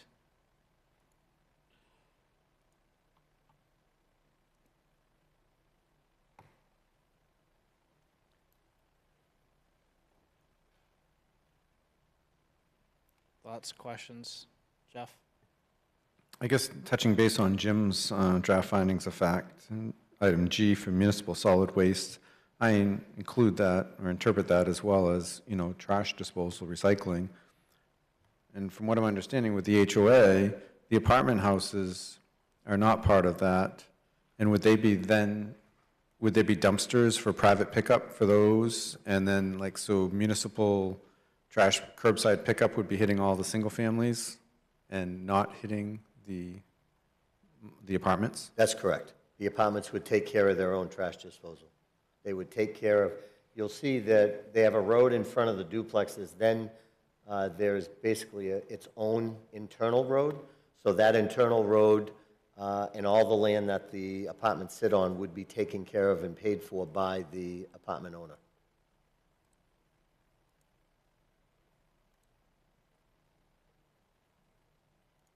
And that's what we do currently with the other apartments that exist today.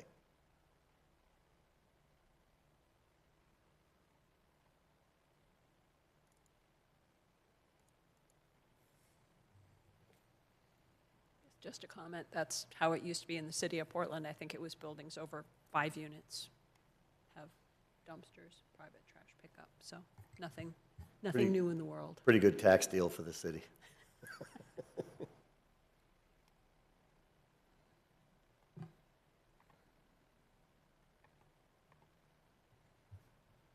So, I mean, Mr. Chair, if we want to go through the proposed findings of fact, I think that's the first one, G, that requires edits, unless I'm mistaken. The proposed municipal solid waste disposal, the proposed subdivision will not cause an unreasonable burden on the municipality's ability to dispose of solid waste. The board should make a finding on this standard.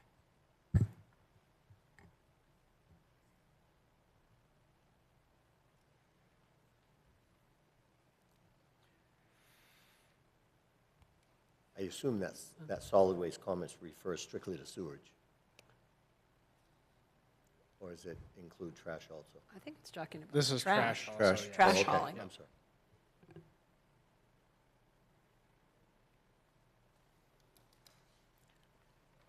Mr. Chair, would it be maybe appropriate if the staff could put up our draft findings of facts and we can kind of do our Edit as we go. one-lines edits? Yes, I was just going to ask if we could work through that. Yeah, F is sewage disposal.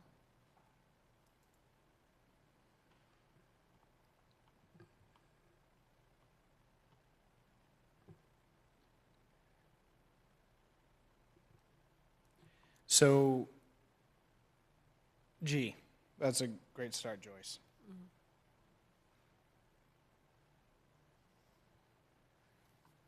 The board member, go ahead. This text isn't the same as what we have in our packet.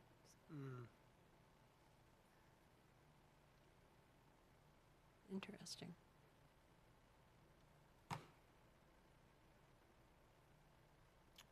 Yeah, no, you're up under 1, draft findings and conditions.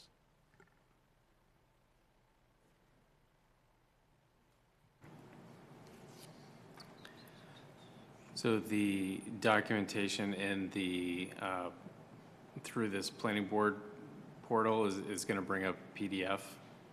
I can bring up a Word version momentarily. The one that was just up on the screen was the Word version that I have most recently on saved locally. There were some updates and edits as it went through the planning process. So I'd be happy to bring that back up as a reference point and just put the proper text in that location and have it appear in the board. Yeah, I think that's fine. Does that work? Yep, that's fine. That way we can Only- review it as we go. Only question, Mr. Chair, is if we've all reviewed the text that was in our packet, we now kind of have to go and check all the other, if we vote on that, we'll have to check all the other items as well. Make sure nothing else has been updated. So alternatively, Mr. Chair, I could bring up a blank Word document up on the screen and allow, just kind of add the notation and the amendments that the board is making to the version that you have. I'd rather do that, yeah, because the document that we have here reviewing should be, that one should be the Bible. We shouldn't, I'm fine with that. I'd rather make the edits in a singular form clean, and then we can add that into the document that we have. And that's fine.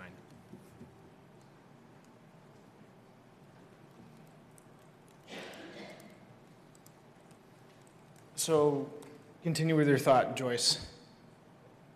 Any other I'm board thinking, members have questions or concerns, or how would you like to Yeah, I'm- address this item?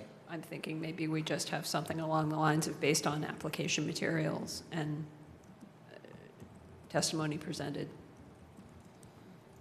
the board finds that the standard has been met.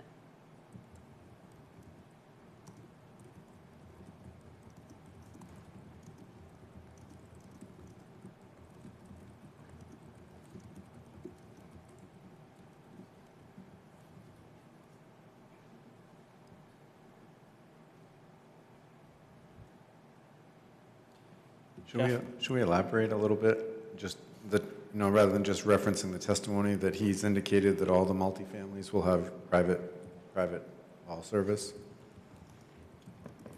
If you want the number, out of the 189, 48 are rental units, if you wanted to use a number as if it mattered.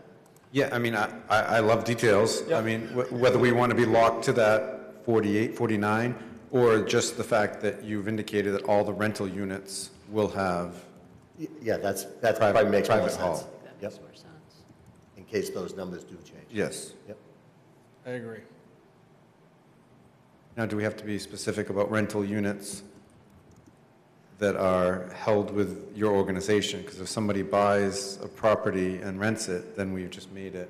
Yeah, because technically, you're right, we We do wanna make own a sure- few rentals, condos, in the current neighborhood that the trash is picked up.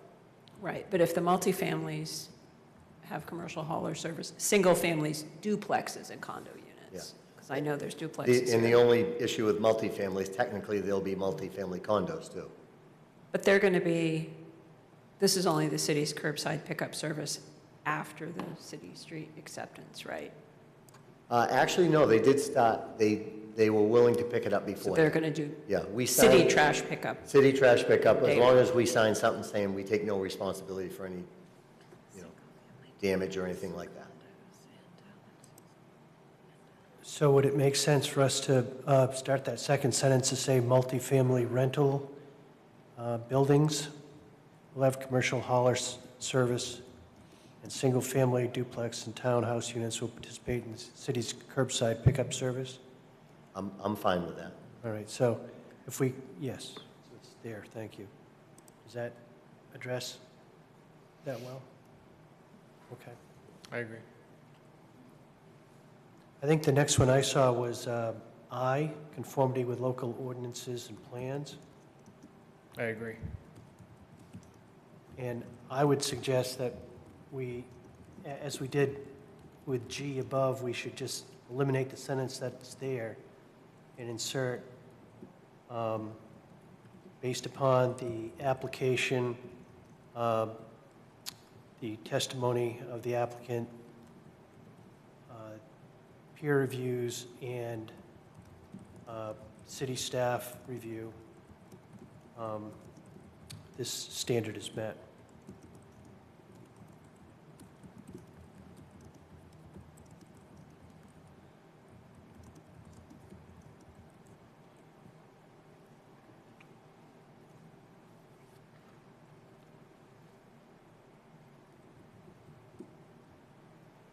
Any other thoughts or comments on that edit?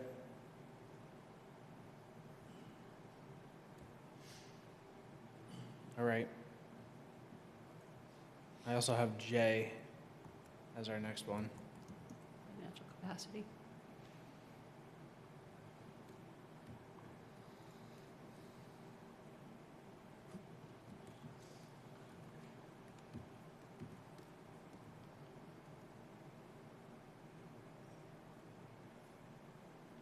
So do we have a letter of financial capacity for Phase 1 now, or this is required for final?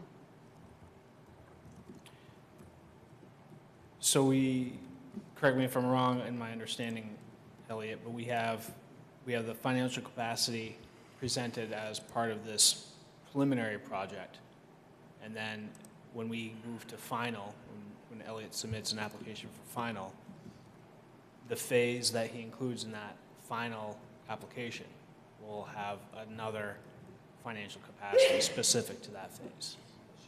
I can have a letter that talks about financial capacity, but we won't have the actual letter of credit at the time we get final. Sure. Does that answer your question? Yes. Jeff? So I just wanted to make sure, because that makes perfect sense to me, you know, the letter of capacity from a bank and then the financial guarantee after final approval. We do that a lot. Just want to make sure, though, because it talks about the applicant states that a letter of financial capacity for the first phase of development will be provided to the city under a separate cover. The multifamily development projects will be reviewed individually. Does that mean that we're reviewing each structure individually, or we're staying with, as Jim pointed out, the colored phases, that entire phase will have a separate financial guarantee? That entire phase would have a guarantee for any of the public infrastructure that's going into that phase. Correct. So That text needs to be edited. can we edit that a little bit? You guys all agree? So we should Okay, say thank you. each phase will require a separate level of letter of financial technical capacity.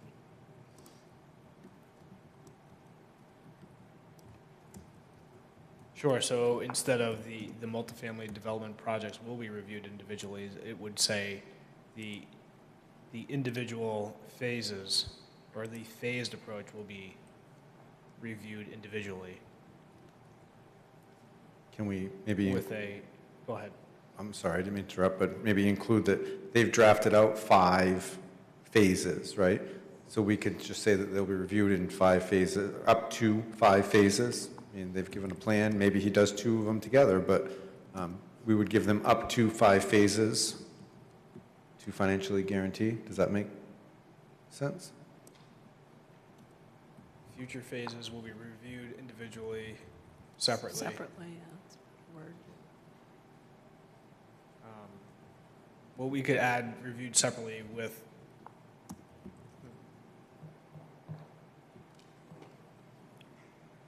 a letter of financial capacity. I mean, that, Well, why do we have to? just wanted to make sure that, you know, we're doing a phased approach and not to just have an open door with this condition stating that now he can do it in 82 phases. You know, he's talked about 5 phases. Let's give him up to 5 phases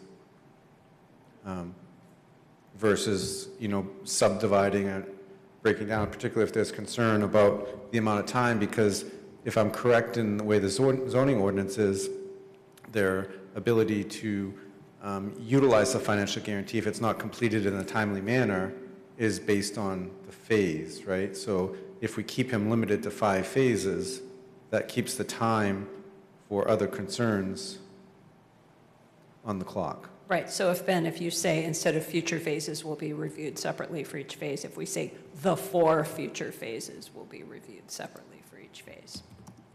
5, well, it'd be 5. Well, we're talking about the first phase, and then we're talking about future phases. So I think you just talk about the first phase in the previous sentence, so then you're talking about phases 2 through 5. I understand. Is this just surrounding financial capacity? Yes. Financial and technical capacity. Right. So all subsequent phases would require their own individual letter of credit. Correct. And there's, I follow what you're saying, Jeff, without having more phases. But then that, if the phases change or the shape of the phases change, then that is going to require, because each phase is coming back under its own final, that would require an amendment to the preliminary subdivision. So that's, I think we're covered there. I don't think the applicant's going to want to do that. No. But, And then we can eliminate the last sentence. yes. And can we, so what is now the last sentence, could we have it read instead, this letter will be provided as a condition, well, will be provided prior to site construction? We don't have to say anything further, right? Or these letters will be provided prior to. Well, right? Jim, if I may, the question, though, is the letter of financial capacity and the financial guarantee are 2 different things, right? So he has to, by our ordinance, provide the financial guarantee before the issuing of permits and starting of construction. Okay, We're just, I thought this was really talking about financial capacity And as he comes before us for phases, that we're going to look at it, 5 phases. And So you're thinking that last sentence is unnecessary? I would tend to think so, because it wouldn't be cohesive with our ordinance otherwise. I agree, and I think Okay. phases 2 through 5 will be reviewed separately within a final subdivision review. I think we should be specific there. This is preliminary.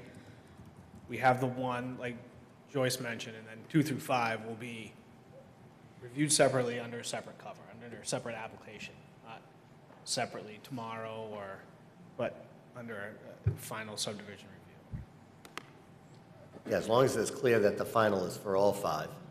I mean, preliminary is for all 5, and final is just phase 1. Yeah, Correct. and that it's just final we'd be looking for, or needing to receive for the other subsequent phases. Yes. Yep. I agree that it reads like that. So we could just add one more sentence that said, as a result, this standard is met, just to make sure we're clear. Yes. Consistent.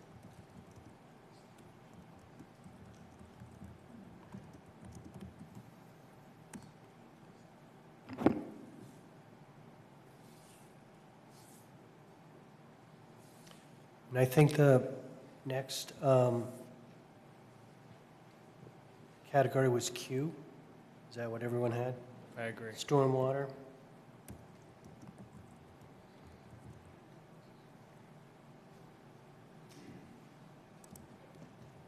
And would it be appropriate for us to maybe eliminate that first sentence and instead substitute based upon an agreement between the applicant and city engineer,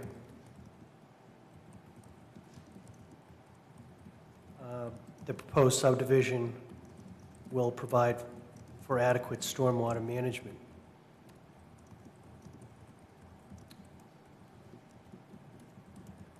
Based upon the application materials, testimony, peer reviews, city review. We'll add that in there as well. That's a very good point. Let him finish this sentence first, I guess. So if, after the word engineer, if we could simply say, as well as application materials and testimony of the applicant.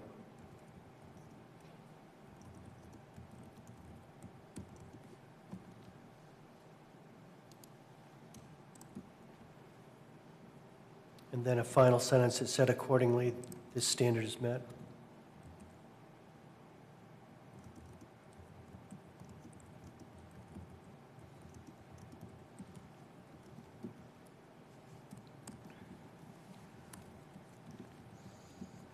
Jim, do you think there'd be any harm in keeping the language that was in there? Additional information and updates will be required during final subdivision review? Possibly for each phase? Yeah, that's a very good point, Jeff. I think you're right, because, you know, there may be more conversations that the applicant has with city staff as conditions, you know, as they encounter different circumstances. So I think that last sentence would be good to include. So right before the last sentence here drafted, we would say additional information and updates will be required for subsequent phases during final subdivision review. Yeah, I think that would be perfect. If there's concern about access, and particular upon the building out, that information will then, we had a condition to have it provided.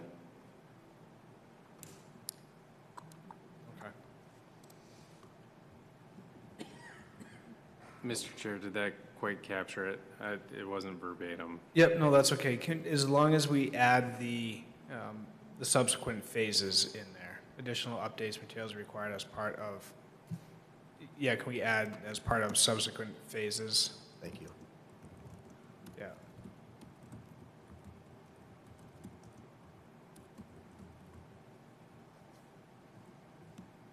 meaning we're content here with preliminary. And once we move on, we may see updates. Any other thoughts from board members on that edit?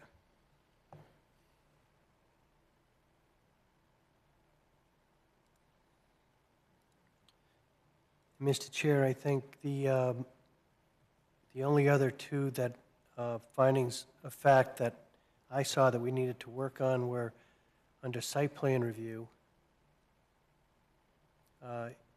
Letter D, natural features, and T, the audio visual buffer.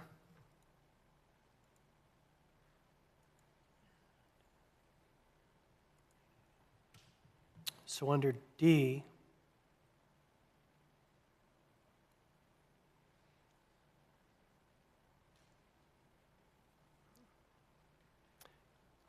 because this standard really is dealing with the site's natural features and natural landscape. It's not so much the structures, but I suppose if we eliminate the sentence that's there and say that the structures and other improvements will fit in with the site's natural features and preserve the natural landscape as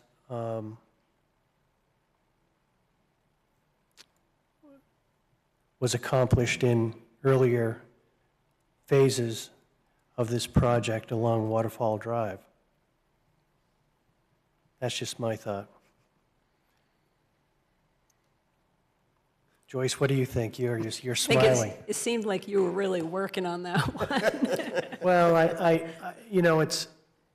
these standards are very important, but we need to, think about what they mean in the context of these developments. And I admit I struggle sometimes to be able to tie them together. Yeah, I'm wondering if the design features of the development minimize grade changes.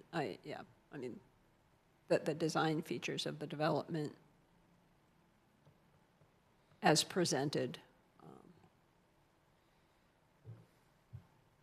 are harmonious with the site's natural features, preserve the natural landscape, and minimize grade changes. That's way better than what I said, Joyce. It's pretty darn similar, but Therefore, the standard has been met. yeah, because you're doing very little changes in terms of the topography of the site. Very little. Yeah.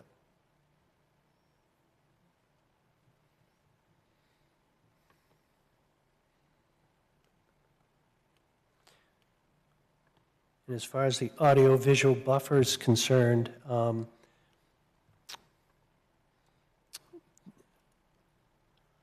I guess we could eliminate the sentence that's there and instead say that based upon the application materials, testimony, and peer reviews, there is adequate setbacks and screening providing a significant audio-visual buffer to minimize negative impacts on nearby properties.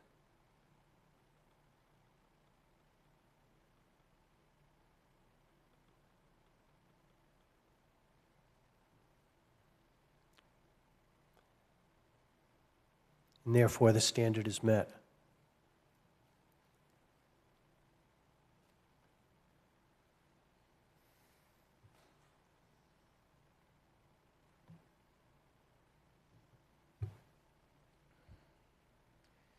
Any other thoughts on that edit?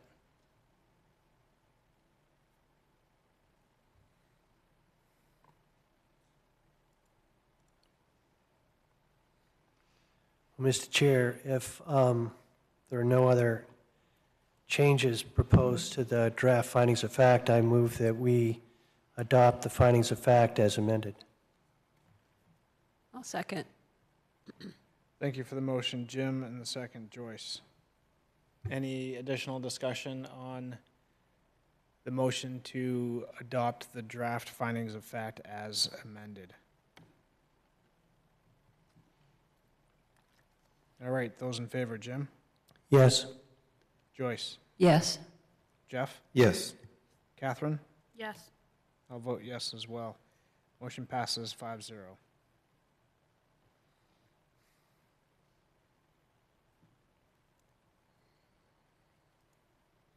Mr. Chair, I didn't, on the conditions of approval,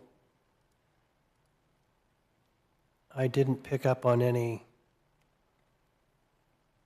problems with any of those conditions.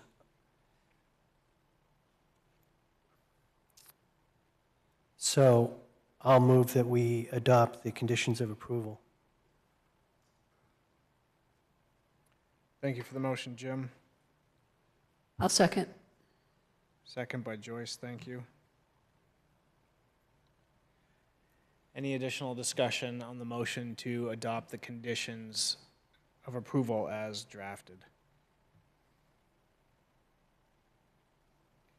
All right, those in favor, Jim? Yes. Joyce? Yes. Jeff? Yes. Catherine? Yes. I'll vote yes as well. Motion passes 5-0. Mr. Chair, I'll move that we grant preliminary subdivision approval and site plan approval for the 189-unit Waterfall Drive project, map 63, lot 6. Thank you for the motion, Jim. I'll second. Second by Joyce, thank you. Any additional discussion on the motion to grant preliminary subdivision approval for Waterfall Drive, map 63, lot 6? All right, those in favor, Jim? Yes. Joyce? Yes. Jeff? Yes. Catherine? Yes. I'll vote yes as well. Motion passes 5-0. All right, great, thank you. That's everything on that item, Ben? Yes, it is. Thank you, Mr. Chair. All right, great, thank you. Thank you. Mr. Chair, can we take a short break before the next item? Sure. We'll do a 5-minute recess.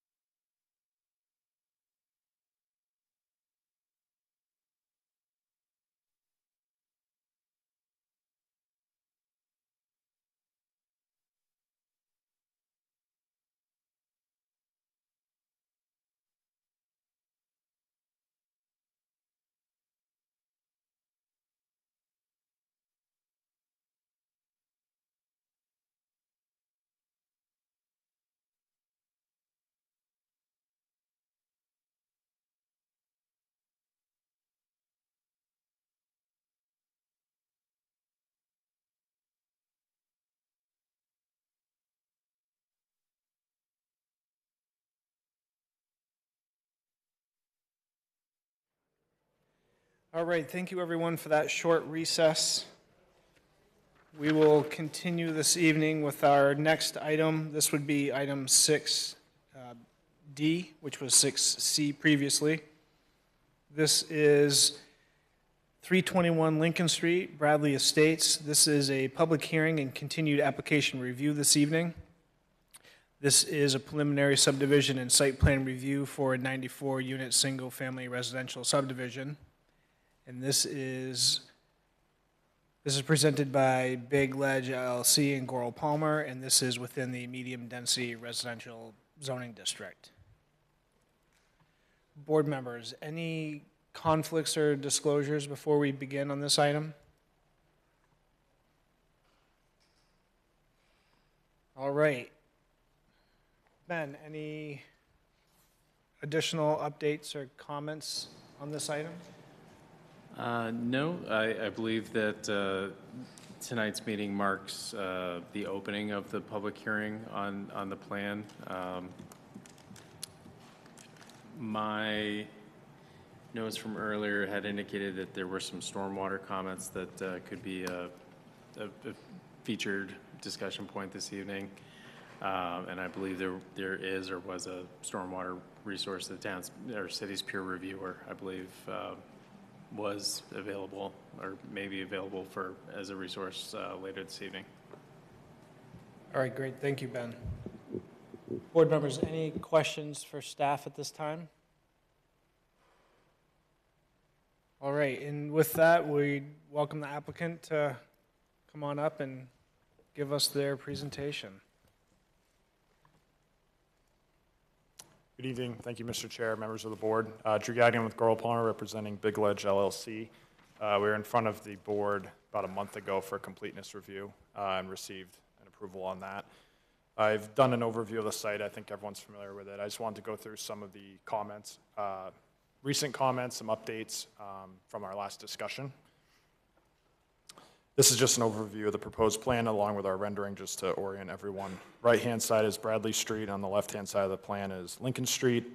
This is a 94-lot subdivision, all of single-family uses. Little over 1 mile of public roadway is proposed, 400 feet of a private roadway, which is located right in the center here by my hand.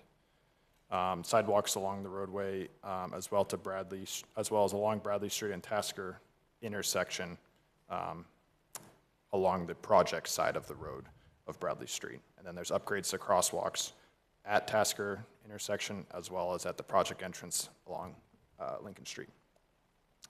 So a few updates that was both in the packet and has since prescribed since the packet was released. We did receive our Army Corps Tier 3 permit that was received late last week. I actually have not forwarded that to the city yet. There's a clause in there from starting construction, which is due to the general permit changing next year, so I wanted to get that coordinated with the Army Corps before the final approval, but we did receive their draft approval, which is great news.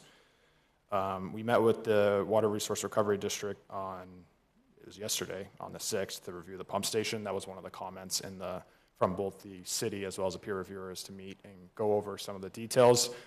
So as a result of that, there's going to be some minor layouts as far as where the wet well and valve vault will be placed on the site. We're in agreement with all that stuff. We're going to upgrade that. We're going to update those plans and get them back to them. So there's no issues as far as we're concerned from both the applicant and the city's engineer in terms of modification to those layouts.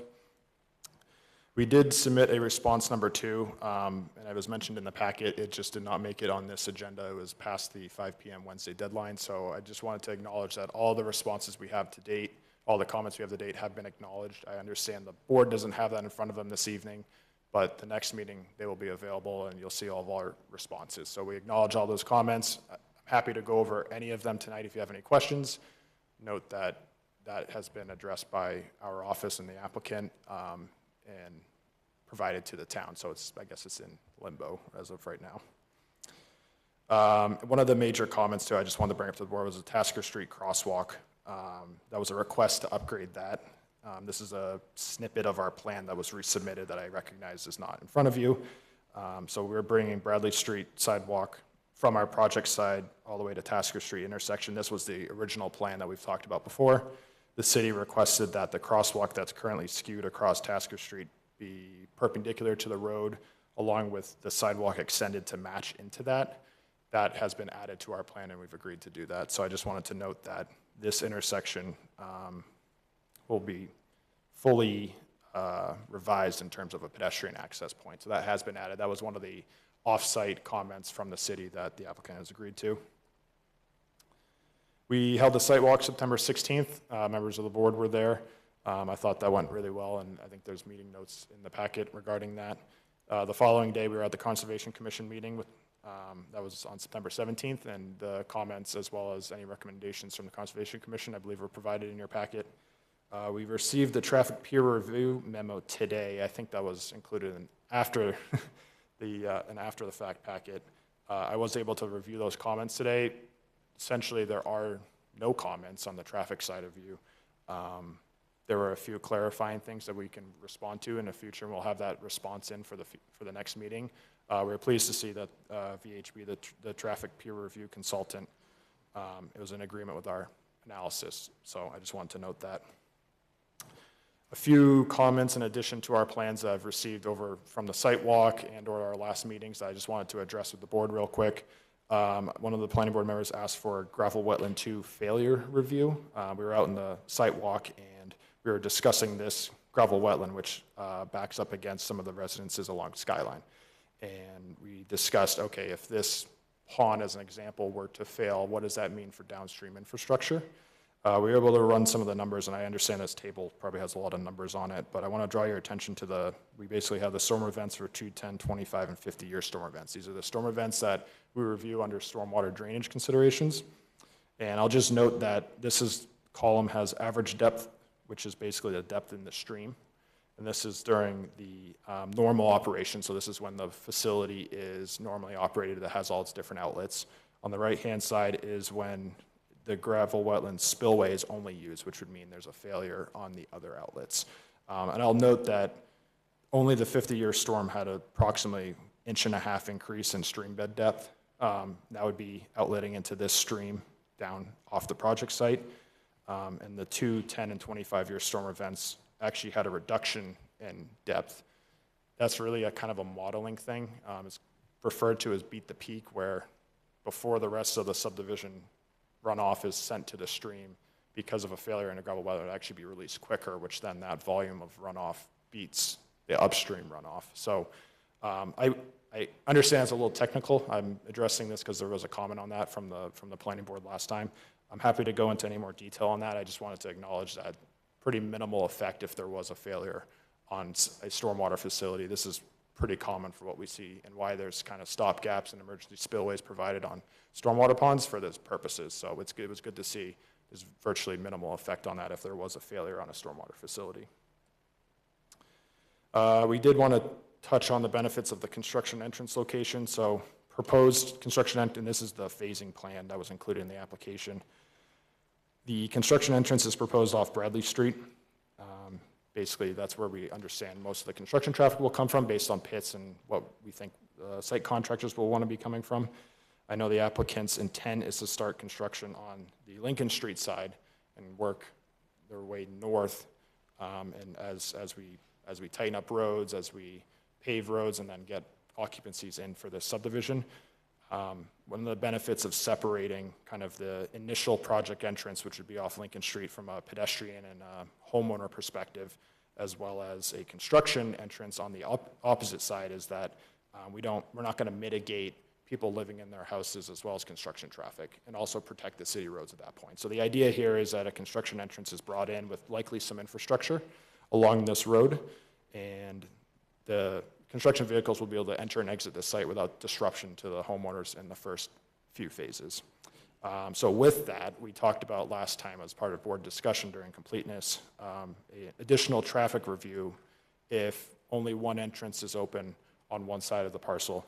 And we did review this, and there's effectively no effect on, we looked at 84 homes going only to Lincoln Street from a capacity standpoint for the roadway. That's not the intent. I want to make that clear. That's not the intent that 84 homes would be going down there. We just looked at essentially worst case scenario. And there's no capacity effect. The still intersection operates as a level of service A, and there's acceptable queuing. So I just wanted to note that basically, there's not enough traffic on Lincoln Street to generate any type of turning lane warrants needed either on-site or off-site on that roadway. So we're pleased to see that that basically had no effect from at least a temporary standpoint and essentially the worst-case scenario until both entrances were open. We also talked about on the site walk, we stopped around, and I'll go back to this plan right here. We stopped around Goldfinch Loop over here and talked about where the houses would sit relative to existing grade, as well as the abutters behind and how all that would operate. So I have a couple sections here, and I have these next slides will blow these sections up a little bit. I did want to just note that I took a couple representative sections of the houses. So on the left-hand side would be, this is the property line of 321 Lincoln Street, and these would be the residences. And on the right-hand side is the roadway, and then a couple of these vertical lines are the property line, the right-of-way, a front setback, and approximate building window. I'll note that this one specifically, again, just as a representative section, I took one on kind of either end. We actually have a small cut on site just based on where the roadway geometry is located. So you can see this dashed line is existing conditions, so that what's out there today. The bold line would be approximate proposed house lot grade. You can see in this condition, we actually are lowering it, and it drains back to Goldfinch Loop, which is this road over here. In the existing condition, a lot of this actually drains back towards off-property. So we're collecting some of that new proposed grade runoff into the street, which then goes to stormwater facilities for treatment and detention. And then it gets released back into natural drainage swales that are on-site and then proposed to be off-site eventually. I just want to note that this was one of the sections that we realized when we cut this. This is another representative section a little bit further down the road where we're in a fill condition. And exact same scenario where the property line's on the left and the homeowner abutters would be over here somewhere. And then the proposed Goldfinch Loop Road is over here. And I just want to note that this is a good condition where the majority of the, and you can see based on the bold line, the majority of the house lot will be draining back towards the road. In this fill condition, you could have some sort of half daylight or full daylight basement. And you can see there's very minimal, if any, that are going back to kind of the swale that's in between, I'll say, the rear setback and the property line of the development. So in the pre-development condition, you can see there's still a slight runoff would be sent down to this swale, and we're reducing that would be going to the abutting property or the swale between the abutting property in the post-development condition. So we talked about that at the site walk. I just wanted the board to understand kind of the two different conditions. Obviously, the houses in between these two conditions are going to be somewhere in between that, but I wanted to just point that out from a, we have looked at this, and this is what we expect to see upon construction. That's all I have for the board. I'm happy to answer any questions, go into any detail. Like I mentioned, we did respond to the comments. I understand that's not in your meeting packet, so you don't have the benefit of those responses, but I'm happy to discuss any if you have any questions. Thank you. Great, thank you. Board members, any questions for the applicant at this time? Jim? Just a couple. First is, it sounds like you're working through the city engineers and the engineering peer review comments, and I know there are quite a few there, particularly the 6-page one from Wright Pierce, but it sounds like you're working through those, and do you see any problem addressing any of those comments? No, essentially we addressed all the comments. It took a little bit longer to get it in because we wanted to be thorough and address all the comments. No, I don't recall any that were significant issues that we pushed back on. Some of the pump station comments were addressed yesterday too that we did have a little bit concern with, but we were able to work through it at the meeting yesterday, so that was good. That's great. And then the last question I had was, we're being encouraged to look to the code enforcement officer to make sure that the lots, I guess, are appropriately sized for that district. Are you aware of any problems with the size of the lots here? I am not. I have that question myself. I'm not sure what that would be. The only thing I can think of is sometimes they want upland area to be the total minimum lot size area, and we've checked all that. So I'm not sure what that comment's referring to. But that's great. I don't have any issue with the lots proposed. So okay, no, that's great. Thank you. Thank you, Jim. Any other thoughts from board members? Jeff? I guess I'll go through my list. So the Parks and Rec Director had requested a landscape design. I think you guys, that's probably kind of on board with with his request for the trees? Yeah, in our response one, which was part of the application package, we provided a landscape plan for the street trees as well as installation, so that's included in there. The engineering review, the capacity to serve letter from the water company. I guess the engineer felt like there needs to be a flow rate because of the sprinklered houses. Is that something that's going to be coming forth at a later submission? Correct. We owe a response back to Maine Water. They gave us a capacity to serve and just asked for more information on fire flow. It's not related to sprinkler. It's more related to fire flow demand for a proposed hydrant. There's some lack of flows existing in the hydrant surrounding, and there was a lot of analysis done to kind of work through the appropriate water main size on this development. So if you'll note in our package, we have a 10-inch water main proposed between Bradley Street and Lincoln Street. A 94 lot single family subdivision does not need more than 6 or 8 inch water main. So we have actually intentionally upsized it to provide adequate fire flow for the hydrants. They just asked for some backup information, backup data for that, and we're happy to provide that. So I feel good about that being resolved. So Yeah, the water was a previous concern before, and they were talking about a cross connect in there, so that's one of the reasons you're upsizing. correct. Are you guys planning on putting a buffering as a request on your plan? The city engineer requested a no-cut area be marked on your plan. Are you guys planning on incorporating that, or are you just anticipating that, that Jason had talked about during the site walk, like a 25-foot setback on most of it? Are you guys planning on putting a restricted plan, no-cut area on your? We did provide a separate tree clearing plan that does show the exact limits that we're proposing that would be no cut. Those would be flagged in the field, obviously, before any tree clearing activities. I also will note a lot of the buffer has been intentionally proposed as open space so that a future homeowner or the applicant doesn't really have the right to cut those places.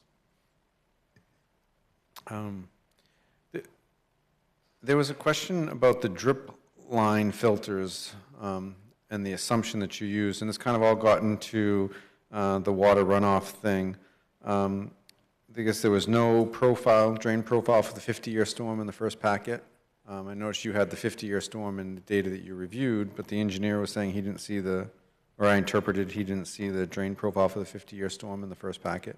Oh, yes, on the drainage, yeah, that was unintentionally we provided the 25-year. It's sized correctly for the 50-year, and that's provided in our response. Yep. Okay. And here again, kind of like another applicant earlier, the easements for the stormwater facility maintenance, he had concern about the width. He was requesting a 30-foot wide easement and access. Has that been kind of worked out with the lot sizes and where you were providing that easement? Yeah, so in general, I think we were providing, there's only 1 or 2 scenarios where there's actual house lots between the public right-of-way and the stormwater facilities. We were proposing 10 feet, and we proposed 2 of them on either side, thinking that would make sense rather than 1 30-foot. I look for the city's and the board's feedback on that. I think that's appropriate. We did make some adjustments, too, to try to eliminate any other access easements to stormwater facilities in that condition where we wouldn't have easements on homeowners' lots. We thought it was a lot cleaner to just make it part of the open space so that a future homeowner wouldn't have to understand that they are giving an easement to the city and someone could be walking on their property. So we tried to make some adjustments in response to that comment to make it a little cleaner. Part of a few other of those comments were related to easements actually on the stormwater facilities, and at this point, we're still proposing the open space for public acceptance. So I don't necessarily think you need an easement for the city if they're gonna own the land. So that comment was a few times, and I understand the comment. In typical scenarios, if it's a separate lot, you would want that. If we're proposing the open space to the city, I'm not sure there needs to be an easement for the city to be on the city's property. But again, if that's what it has to be from a legal standpoint, we're fine to do that. I just didn't want to go through the effort to do that if it doesn't make any sense, so. I kind of read the comment about the roof drip line filters, an assumption. I think you gave 110 linear feet, I think was the number that was used for your drip line calculations. And I guess that it kind of sounded like his interpretation was that enough per lot? And then what does that mean, too, as far as maintaining of those drip line filters? You know, the stormwater facilities are going to be under a maintenance contract, right, to a third party. They inspect, they send those reports in. But these drip line filters are going to be kind of ahead of that, right? And is there no plan in the future the homeowners could tear them out and put a concrete walkway around their house, and then we essentially have no filtering for that lot per your calculations? Yeah, so in general, we do these roof drift line filters a lot because a lot of municipalities, Saco included, really push for low-impact development. This is one of the really easy low-impact development stormwater facilities you can do. It chews up absolutely no room. Every builder puts crushed stone on the drip line of their house anyway, and we just get to utilize. We tell them how deep essentially that stone goes. They put their foundation backfill into a foundation drain, and it's a really convenient way for low-impact development to downsize and treat impervious at the point of source, right? So with that said, that's why a lot of these are used. Our assumption from 100 or 110 feet per lot was based on a typical house footprint, like a 36 by 24 foot house with a 24 by 24 garage. We exclude the driveway leading up to the garage. We know you're not going to put a drip edge in between that gap, but everywhere else, generally, even if you have a porch, you can have that crushed stone drip edge. As far as maintenance and enforcement, typically those are put into the deeds where they need to be there and not be removed. What's nice about these facilities is essentially it's just crushed stone along your house. So maintenance is literally just weeding this. There's really no other maintenance aspect you need of that.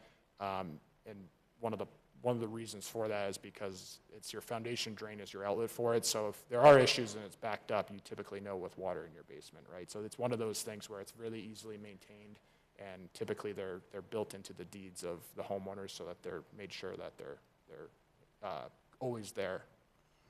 So are you saying that you're going to bring forth a proposed deed restriction for the lots for the roof drains as well as the ADUs? Because that was a pretty clear comment that was discussed, that your intention is to restrict all ADUs in the subdivision? Yeah, I think a sample deed is fine to provide. Again, a lot of times it's going to be on your subdivision plan, as well as the way we do these lots are with impervious enveloped area thresholds. Each deed should also have what the subdivision plan says you need to have from a maximum impervious standpoint. So all those things can be incorporated on a sample deed that we're comfortable with. Oh, and Drew, my final question was Sparrow Lane. I just have a hard time getting my head around this and having this, nice subdivision that's well laid out, and then having this private spur in there. And I get it in the sense of what you guys are trying to do because of the spacing of the roads to allow additional access. It just seems a little bit, because now, we get in this whole thing about plowing and responsibilities. You have this little private section when all their neighbors have, municipal plowing if it is accepted as a city street. This one wouldn't be. Which also would mean, I think that you said that the waste receptacles would be brought to the edge of the main drive from Sparrow Lane, correct? So Correct. We're looking at my calculation, there are 4 houses there. So if each one of those houses has a trash and a recycling container, and they bring it to the side of the road, that's going to be 8 cans. Cans are 2 feet wide. The city requires 2 feet between them. That's about 30 feet of cans lined up on trash day on a 50-foot right-of-way. How do we look at keeping that a safe collection? I mean, other than the fact that I think it just seems, and I get it, you're trying to four more lots in, but you've got this well laid out subdivision, this private section that's kind of plopped in the middle of it to gain 4 lots. And then how do we put, 8 trash cans there on collection day and not create a traffic hazard? Is one thing I'm just trying to get my head around. Yeah, and I'll note on the, the length, I guess, of the trash pickup area. This lot, I believe, is probably about 100 feet deep right here. So the 30 feet won't even extend to halfway down this lot. The 50-foot right-of-way is a width thing, right? And everyone's going to put their trash cans right here and potentially on the other side. So it could be 16 and 16, something to that effect. You mentioned it's really private simply because it doesn't meet the standard for public roadway in terms of intersection separation. So that's essentially the reason for it. And, connecting it through, which we had talked about before as well, is just an unnecessary another couple hundred feet of road for either a road maintenance agreement or the city to maintain. So that was really just trying to limit the impervious area on the site, and it didn't really make sense from that standpoint. So those are really the reasons for it. The road's essentially designed to city standards in terms of pavement section and binder section. It's really just limited to the 4 houses that will have a road maintenance agreement. Oh, I understand that piece of it. To me, it seems out of place, and what you're building is going to be a very nice subdivision. It just seemed a little bit out of place, and didn't know if there was an easy way around it, because then you deal with the HOAs to have 4 houses plowing and maintaining their own roadway. But we can, just discuss that later. I wanted to touch on, thank you very much for that stormwater outfall fail along Skyline Drive. I just wondered if you could go back to your slide. I think you were pretty clear that the increased depth, if all normal outfalls were plugged and you were just using the spillways, the increased depth was slightly less than 1.5 inches, right? Correct. During a 50-year storm. And the surface width, I just need clarification. So our surface width went from 8.77 feet to what, 9.27 feet? Now that's downstream of where this retainment feature is discharging, correct? Correct. So, Sorry to interrupt, that we call it a reach. That section of stream is right here. If you can see my hand, it's just modeled as think of it as like a trapezoid with a bottom, so that width, if your peak storage goes up a little bit, it's going to get a little bit wider just because of it's modeled as essentially with a side slope on it. So that's the reason for that. yeah, so I just wanted to be very clear that we all understood, because that was the type of information that I was looking for, is that, even though we have a failure during a 50-year storm, we're increasing under a foot in width and under an inch in height. So we're not really talking about a massive flood that's going to be affecting a large area. It's still pretty much within the channels of that stream. Absolutely. And that was the information that I was looking for, so that we would have if the questions are brought up. So thank you very much for providing that. Those were my only questions, Mr. Chair. Thank you. Great, thank you, Jeff. Any other thoughts or questions from board members for the applicant? The one question I had was, Jeff had mentioned it as well, it was regarding the buffering and tree cutting and tree clearing. So I think you've addressed that. Any other thoughts from board members? Catherine? So on the site walk, we saw that area you call the quarry. You aren't enclosing that in a fence, right? Not at this time, no, because we're not proposing anything around it. What's the buffer around that for the lots? Let me get to the plan here. On the lot side, the lots essentially abut right up to it. There's some side slopes, so there's going to be I'll call a 10-foot buffer at minimum to the actual bottom of the quarry. On the other side, the side that we walked by, it's undisturbed, so there won't be any. That'll remain intact. Is there a concern with safety? Does that seem pretty steep? The steepness was associated with the side we walked on. We did walk up this side approximately where the entrance was, and it's a lot lower, and then it changes in grade right around my hand here. So these lots don't have a ton of drop off from their backyard to the quarry. It's really on the other side of the quarry. Okay, thank you. Great, thank you. Any other thoughts?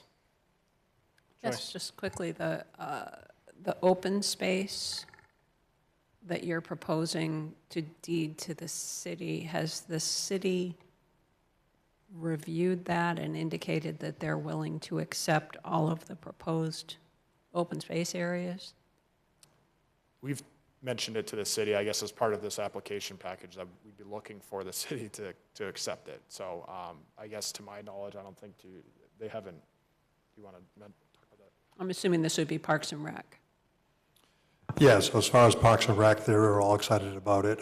We haven't specifically talked to town council, but as far as all the other different boards and all the different divisions between Parks and Recs and Public Works and everybody else, because we did a big staff meeting with all the different departments, with fire and police, and everybody else.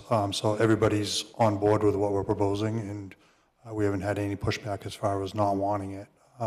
Parks and Recs are pretty excited to get it, so I think it's just a matter of council would be fine with it. So hope that answers your question. Yeah, but it being held by Parks and Rec, I mean, they're not planning on having any sort of, I mean, there's not going to be public recreational areas here. It's going to be left as undisturbed open space. Correct. As of right now, nobody's really talked about us doing anything with the space. You know, whether they might want to do something in the future, if the public's kind of requesting certain things or whatever, then they have the ability to be able to do it, which is why I think it's great for the city of Saco to have it and not just anybody else. You know, HOA ain't probably going to really do a lot with it, and they're not going to maintain it. Versus the city has more options to be able to do something that's going to benefit the community a lot better. Thanks. Great, thank you.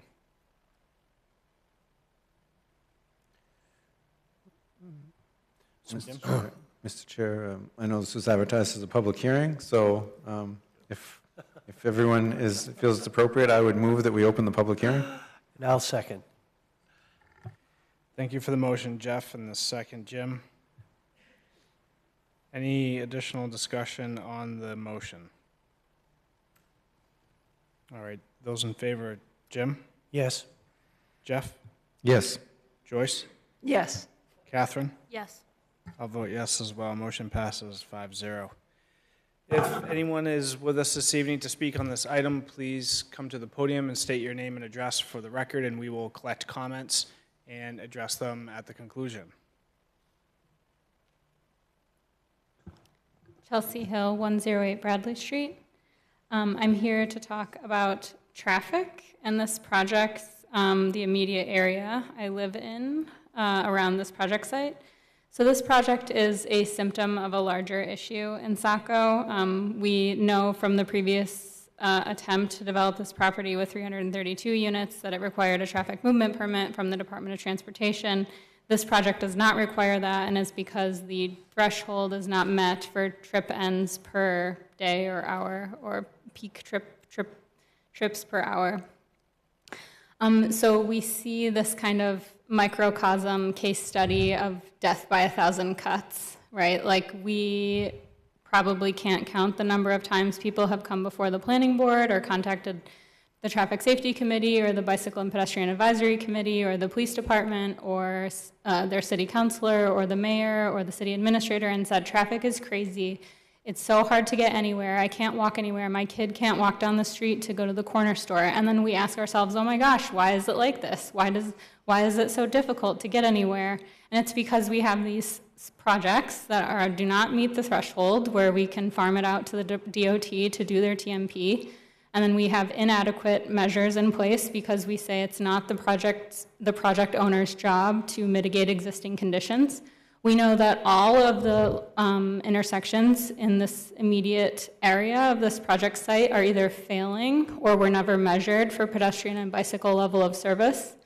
And the project site's area is smaller than the previous one, but we also know that Bradley and Spring and North, Franklin and North, Tasker and North are failing level of service. And these projects are evaluated in a vacuum, right? We look at only the immediate considerations that are written in this memo by VHB, and we say, okay, like VHB generally concurs with everything that is studied in this extremely narrow scope, but none of this occurs in a vacuum. All of it occurs and affects each other. There's a huge number of projects coming online in Biddeford and more projects coming online in the immediate area, like the Bradley Greens project across the street from this one, and condos going up on Maple Street that are either finished or just beginning construction. And also the new highway interchange, which will be really popular for people just over the bridge in Biddeford to get access to the highway, especially in the morning and evenings. But we see kind of this death by 1,000 cuts, where we are left we, people, our individuals, are left getting mowed down in intersections in broad daylight wearing reflective vests, or, walking our dogs, or we have to wait for 15 cars to go through an intersection to stop for us. And I know that there are some off-site mitigations being offered that this project has proposed, but those are off-site mitigations that should have been done in the last 2 years, because we knew that those intersections were failing and unsafe already. Without this project, all of those mitigations are needed. So it's nonsensical to say, oh my gosh, we should approve this project because look at all of this off-site mitigation work that they're offering, when all of that work should have been done by the city, who's responsible for taking care of us and making sure that we have safe places to walk and ride our bikes and drive our cars, right? Because it's unsafe to drive your car in an unsafe space too. There's been 0 changes to the Bradley, Lincoln, Maple area since the last project came through and failed on traffic. We know from that process that all of those areas are failing already, or simply just weren't studied. And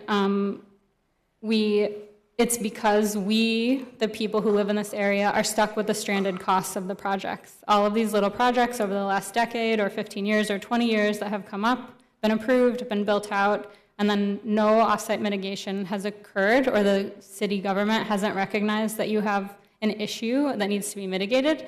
And developers are also paying the price, because now they're having people come forward and say, hey, it's not safe here, and they're having to do all of this legwork and all of added expenses to their projects, when the responsibility to mitigate these problems should have been done incrementally, year over year over year, and it hasn't been done.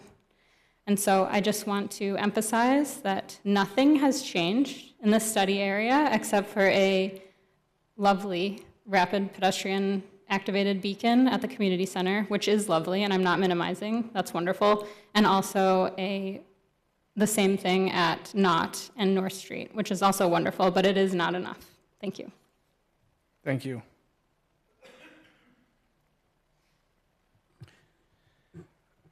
If we could pause for half a moment, I'm just realizing the time here, and we should get a motion to continue beyond our 9 o'clock time frame here. We're at 9:13, and come up with a time to continue to, and then therefore address a few of our other items here. If we could, thoughts from board members here on continuing this evening to a particular time? Well, Mr. Chair, I'm always willing to go a little bit later, but my last 2 attempts at having a hard cutoff were not successful for this board, so I'll let somebody else make the motion tonight. Well, Mr. Chair, I'll make a motion that we continue past our usual 9 o'clock cutoff time, since we already have, but that we have a hard stop at 9:30. I will second that motion.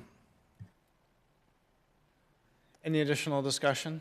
I'd also, motion? I'd also amend that motion or supplement that motion by adding that we would need to, as a result, continue the last 2 items on the agenda. 800 Portland Road and 1 Elm Street. Okay, thank you, Joyce. I'm going to ask our staff here for an important question, a difficult question. As part of the discussion for this motion here and looking at the time, we have a few items here, and unfortunately one we've unfortunately tabled to this evening. Do we have an opportunity to, we don't do this often, but begin our next meeting early in hopes to, I don't know if that works for other board members, but begin that meeting early to have these 2 items immediately in our agenda? I'm not sure what our board members' schedule looks like, but that would be my goal or preference here, to Mr. Chair, I think the staff is willing to do that. I'm hearing that we may need to check room availability, but I think what postponing the two additional items from tonight to the 21st would mean there's 8 items on that agenda. And I think is there already a workshop scheduled that evening as well? And a workshop scheduled that evening. So that would be the,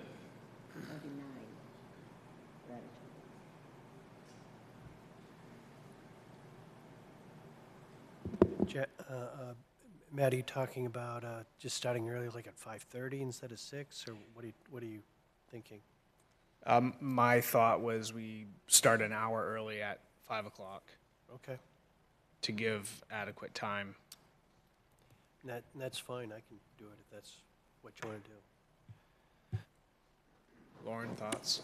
Yeah, Mr. Chair, we'll just have to check on room availability again. I think it's something that planning staff is willing to do, but we'll just need to get back to you on that.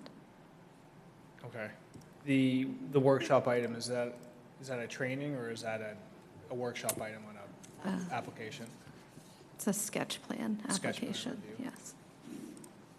Yeah. Thoughts from other board members on beginning our next meeting at 5? I know that's difficult as well, I know for me, getting here at 5 o'clock, but in an effort to add more time, we're falling behind here on some of our applications is all. So does that mean the workshop would be starting at 5? The workshop would have to start at 5, yep, based on our SOP. So the workshop would begin at 5, and then we'd follow up immediately with our applications for review here. As everyone's double checking their schedule. I can do it if I'm going to be here. Yeah. Some nods, yes. Hopefully. I mean, I have a hearing in Portland at 3, but the courts usually like to close by 4, so. Okay, so motion to extend beyond 9 o'clock with a 9:30 cutoff. With continuing our additional items, 6D, which is E, which would be 1 Elm Street, and the 800 Portland Road projects, we would continue those or table those to the 21st for a 5 o'clock meeting start. Any additional discussion? Jeff? I can do whatever. I was just wondering, do we go until 9:30 for this application and then continue? And do we look at the 1 Elm Street with a hard stop at 10 o'clock tonight, if that would help to get maybe one more item off of our agenda? I mean, it's kind of daunting to come into another meeting with 8 items. I don't know. I'm willing to stay late because I know a lot of people have been waiting a long time to get on our agenda. And I'll be here early if we need to. It's not easy for me, but it sounds like a lot of other people have the same. We'll do what we can. I'm happy to stay till 10 to try to get more done tonight and show up early at the next meeting as well. I'm fine with that. I don't know how many more members of the public for this agenda item who've been now sitting here for multiple hours.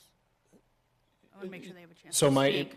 So I would support a longer, now we've given ourselves 10 minutes to continue public hearing. I would support going longer, but I think we still need to continue or table the other 2 applications in fear of rushing from there. So we can continue to no later than 10.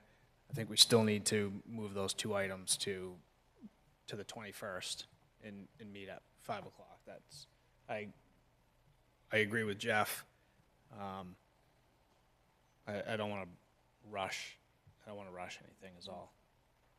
And I don't want anyone to hang out and then we make it till 10 o'clock and then still have to continue anyway. That's all. Well, I believe Joyce amended her motion. I will amend my second to include tabling the last 2 items to the next meeting. My motion does still talk about 9:30, but I can amend it to have a hard stop at 10 if people are okay with that. I will amend my second. All right, thank you. Any additional discussion? All right, those in favor, Jim? Yes.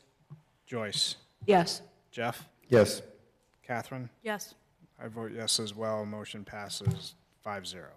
So, Mr. Chair? Yes. The two items at the end, G and H, 61 Cascade Road and the Athletic Dome, there are already requests to table to October 21st for those two items. Correct. Should we also address those while we're I would in a be, pause here? I would be fine with that. So I'd move to continue both of those items to table both of those items to October 21st. I will second that. Thank you for the motion, Joyce, and the second, Jeff. Any additional discussion? All right, those in favor of continuing 61 Cascade Road and Cascade Road for the October 21st meeting? Jim? Yes. Joyce? Yes. Jeff? Yes. Catherine? Abstain. I'll vote yes. Motion passes 4-0 with one abstention.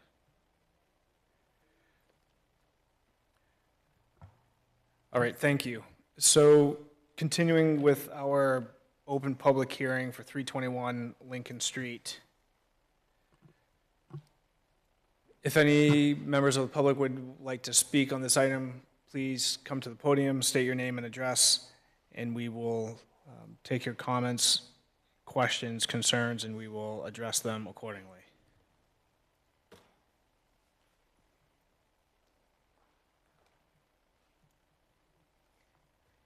Hello, everyone. Kelly Archer, 185 Bradley Street. During my preliminary review of this parcel's application and recent applicant testimony, please continue this preliminary application's public hearing based upon these initial findings, the ordinance standards, historical record, and the recent receipt of some of the applicant's submissions just last week, which includes digesting that material and this currently presented also to receive and review missing required documents needed for preliminary application deliberations and public comments, and to receive answers to pertinent questions and/or concerns. I request that you require new traffic, pedestrian, bicycle counts. Look at the dates in the packet. They were performed during two very major construction periods, that being the new Saco Turnpike exit and the Biddeford Gateway at the Lofts Diamond to south, onward south on Route 1. It is skewed and not current real lifetime data. Those projects may end in November, 1 month away. Once ended, that is the time to require current data and counts from the applicant. It will consider the new traffic pattern regarding the hundreds upon hundreds of gateway units that are already approved by Biddeford. These counts need to be counted, along with the bikes and pedestrian with the revised revised TMP manual. Those hundreds on hundreds of gateway units already approved by that, they will be now traveling through the Saco, Maple, Lincoln Street towards the main turnpike exits, and will also consider this, and it also considers the schools in session. Schools in session, sorry about that. Note, it will minus any summer use trips, but these counts need to be done after the gateway and the turnpike starts. When we start using these roads, that's the accurate data that we should be using. Require a Maple Lincoln Street counts. Is that being counted? We talked about that on two previous projects. That needs to be counted because of the gateway. And require that the Maple Lincoln Street counts after and once the turnpike exit and Route 1 is open. With this accurate and current data, it could trigger a TMP of over 100 trips versus the stated on the cusp 98. I don't have faith in the 98th with that information I just gave you. Require staff to provide the number of approved and pending Biddeford Planning Board applications that is in that gateway in the lofts. A lot is going on in there, and we need to know what that is. And many have happened in the last quarter. Require the applicant to provide draft easements for review and board consideration. Require the applicant to provide a phasing plan for review and consideration. At the last meeting, the applicant mentioned Phase 1 with the Lincoln Street access and construction access off Bradley Street. Isn't the state road, Route 5, Bradley Street, the connector road? Oh, did we not go through this before when it was Lincoln and Bradley? We need to get over to Bradley because of the Route 5, Bradley Street connector road. Require the applicant to complete Skyline Drive sidewalk. City and/or others may contribute to finally make this happen. Draft right-of-ways from the 2 to 3 Skyline Drive landowners by the pump station to be granted for this sidewalk completion for planning board review and deliberations. It is time to finish and complete the sidewalk around this in Ward 5. Require, and I do believe on that one, the city should be involved with that. Require the applicant to complete Lincoln Street sidewalk. They should partner with the city and procure the city line item of withheld funds on a portion of the sidewalk. For example, it's the one of 340 Lincoln Street condos. We've got money in the till to do that sidewalk. Let this applicant and the city and work that out and use that money and get the Lincoln Street sidewalk done. So then now we got the Lincoln Street, we got the Skyline Drive, we're looking good for Ward 5. Require a fence surrounding the quarry in its entirety, not just the ones behind the 4 units or the ones over on this unit. Safety is safety. It should be required to just do a site walk, and which I was on, and we walked through it. It was mentioned prior to getting to the quarry because I mentioned it. Are we going to have conversation about that quarry? And the applicant's representative said, yep, let's go over to the quarry. Well, they just kept walking until they got to Lincoln Street. I'm the one that paused on that trail with several people behind me, and I said, that's the quarry. They went over, and at the time some of us were on Lincoln Street, it was asked, where are the rest of the people? They're back at the quarry having a conversation. That is a 30-foot drop. And I don't care if it's on the other side or on this side. It's a 30-foot drop. And it's a quarry, and safety is paramount. A fence should be required around the entire quarry. And even though the applicant is restricting ADUs, what about the current Saco deed subdivision restrictions that are now expiring? Staff can bring those up to you. What about all the ones in Ward 5 that are going to expire? Those ADUs can now kick in. Are we even considering that over on abutting streets? So in closing, I do believe that we need to know the counts of all the units that are over in the Biddeford Gateway that is applicable to this application. We need to know about the intersection that has a high crash. We're not talking about that one. We're not talking about the Maple and Lincoln Street. We need to talk about that. We need to broaden what the application is stating and go back to what we have discussed for about 5 to 6 years. And I thank you very much for your time. Thank you.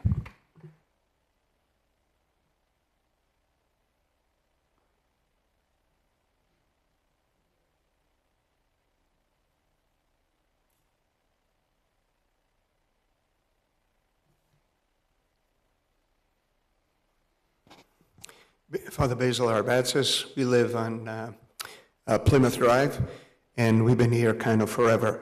Anyway, we're adjacent. You know where the church is. We don't have to, where the church is at. We don't have to go over that. The first comment is where I was sitting, the speakers from this microphone were almost impossible to understand. Only caught. I don't know if we need to speak more into it. I'm trying to speak more into it. Obviously, this is a huge improvement where we were at the last two times, and I'm very glad to see that. There are those still issues, in my opinion, and obviously the first one that everybody focuses on is the traffic. I can tell you in the last few months, I've had two experiences trying to get into the church's driveway, and you know exactly, again, where it's at. One of the experiences was that somebody passed me, and there was a car coming the other way. And the car looks familiar. It might be from the street that we live on, but that's another subject. I was doing 25 or 30. That's about what you can do. And of course, I was going to turn off. And I had to step on my brakes because there was another car coming the other way. You know, Lincoln Street is a very narrow street. Nothing anybody can do about it. And therefore, traffic is an issue. Another time, because many times when I pull into our driveway, I stop to get the mail. So I might be slowing down more than the average car pulling in. I literally, pulled in, stopped. As I'm coming out of the door, another car stopped right in the middle of the driveway, and a young woman came out and started not being nice. I'm not going to go into the details. And I had to hold myself back because I grew up in New York City. And in New York City, you have to fight back. You don't just let people do whatever. But I said, no, I'm the priest. I have to be nice now. So I didn't say anything. But the traffic is all over the city. Even when we came tonight, trying to cross, we parked on the other side. Trying to cross, and this was about 6:10, trying to cross is a challenge. Again, you have to be very watchful, and you have to be very aggressive. If you don't step into the street, most of the time people will not stop. Anyway, so that is an issue. Again, it's a huge improvement going from maybe 700 parking spots to, let's say, 200 parking spots, right? Is that what we're looking at? For 94, I don't know how many cars that is there. But to go on to a few other things. We had talked a little bit about preserving some of the older trees, some of the old growth.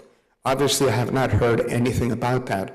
And the problem with that is once you have private houses, even if you have old growth, if it's a private house, people can cut the trees down. Nobody can say you can't do that. And it is kind of a shame that that is going to happen. Another thing, and I see, I think I counted 9 retention areas.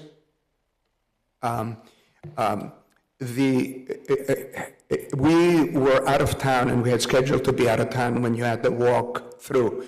But the area that's a very wet area is completely dry now.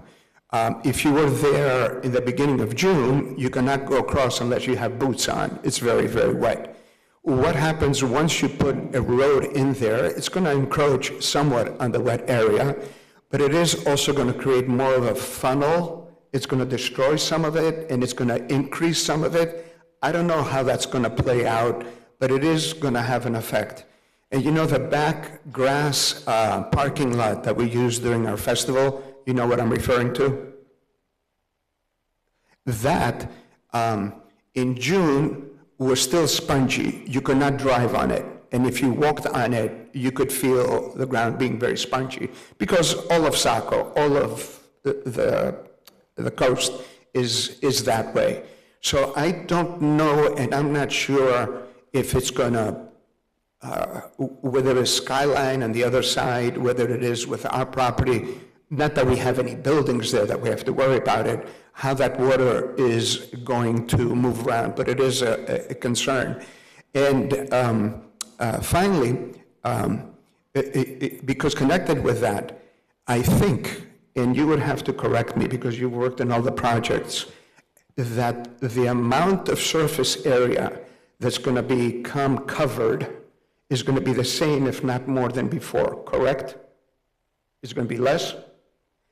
it doesn't look that way because when I look at it, because again, when you have houses, now you have a lot more driveways. Are you counting for all the driveways? Okay. To me, it doesn't look that way. It looks, that's why you have to have so many retention ponds. Otherwise, why would you need them? It's one of those, what's going to happen with the water, I am not sure. There's a couple other things I want to touch on, but I see my 5 minutes are up. So basically, that's what I would like to say. Thank you. Thank you, sir.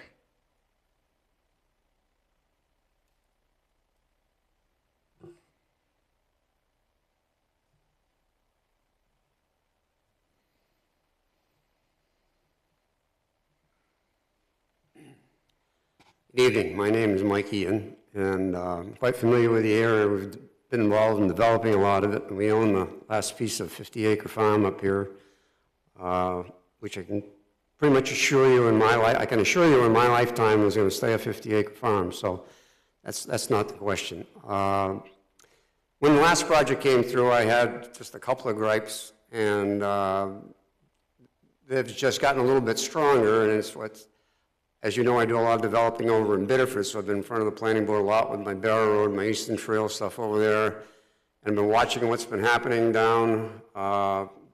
They've lost their economic development director, but they brought in a lot of new stuff down right where the lofts are. The developer in there, I can't remember the last name, but they sold off a piece of it to Westbrook Housing. 98 houses just got approved a couple of months ago. That on top of all the stuff that was, there's probably 200 more units that got approved over there. And so that's my only concern for something to be looked at fairly closely. And as the only reason I was in here against that big project, and I'm surely not in here against this project, because I respect this company. I've known them a long time. As I met with Jason on site a month and a half ago, and I met with Travis Moore, just to say we need to get a sidewalk, and it shouldn't have to be Jason's and Amy's Enterprises, whichever name it's going under on this particular one. And you've got an excellent Goro Palmer. Don't get much better with traffic as far as I'm concerned. So my point is I really think, and somebody spelled it out a little bit earlier, is the city needs to step up and get a sidewalk on Skyline, because when all this traffic comes and that opens up over there, the numbers might be a little bit different than what we have for numbers right now, because, and I could be wrong, these people don't have to look at Biddeford counts, and Biddeford counts don't have to look at Saco counts. It's like, that's not happening over there, this is not happening over there, and whether that needs to happen or not, I think we got to find a way to get a sidewalk in here. I think the city should pay for it, personally. I think that, you know, Jeff Demers in Biddeford just built a section up by going up to the middle school up there, up Hill Street with bike paths in it. I just built a piece on the Barrow Road to connect over in front of another project that I sold with bike paths, with sidewalk. And so if, you know, I work with him. I own a little piece that Kaz was at, kept some little pieces where we did Evergreen Drive and stuff. We had to buy those off of him 20 years ago, and I still own the end of Applewood. And as I told family here, that I'm willing to work out an easement through that, not so much for a road to go through, but for some kind of a trail, connectivity, that neighborhood for people walking. So that's the main reason I get up tonight. So I'm here. I can't make it to the next meeting. I wanted to at least say that, yes, we could work something out there to make that go through, and that's only 150 feet from a little bit of wetland to go through, but it's 150 feet from their road over, if you look at that Applewood thing on the map where it says there's a little piece of land in there that we own, and we could work that out. And so basically what Matt told me was to talk to the planning office, but I've been so busy with family and everything else, I haven't had a chance, and I will get to do that. And so other than that, I'm supportive, and I don't think that they should be burdened with all of that, but at least get the easements in place in case the players change. So thank you for your time. Thank you, sir. Mr. Chair, Could we just get Mr. Eon's address for the record, please? Yes. Could you give us your address, Michael, for the record, please? My home address, I would guess, huh? 59 Boone Road, right? And I actually own the piece that's adjacent on the back side of it. On the end of Applewood, I own a small lot there. And then we own the land starting just after Skyline Drive. I own an old subdivision that was part of that whole subdivision that I could put in 20 units staying away from my farm if I wanted to, but I've kept that because I don't want to do that either. Right where Jeremy Ray lives and where Tom Milligan live on Skyline, I used to own those lots, picked them up in a foreclosure way back. And that's where it's a little narrow in there, but I know them both, and that could be worked out. And so, yeah. Great. Oh, am I all set now? 59 Boom, thank you. Thank you.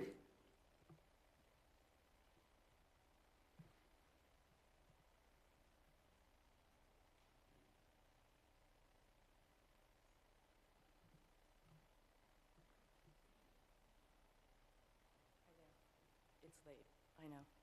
My name's Mary Cox. I live at 37 Skyline Drive. I've only been here a couple years. I love the woods behind my house. I'd just like to understand, because I could not hear some of what you were saying. I wanted him to hear what I said. Yeah. I couldn't hear what he was saying. So I'm asking the question, what is the distance from my property line to where you will be developing what's behind me? And I ask not to be selfish, but certainly those that live where I live are wondering some of the same things.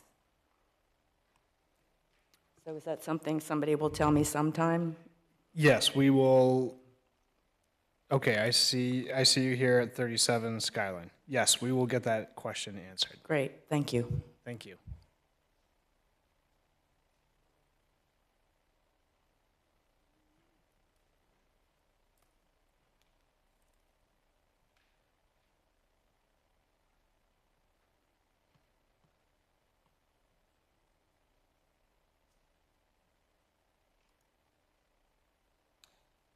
Good evening, I'm Chris Hadieris, 16 Gray Avenue, Saco. And I didn't hear the gentleman speaking, I didn't quite understand what he said about sidewalk on Bradley. Is he talking about the sidewalk down by Tasker Street?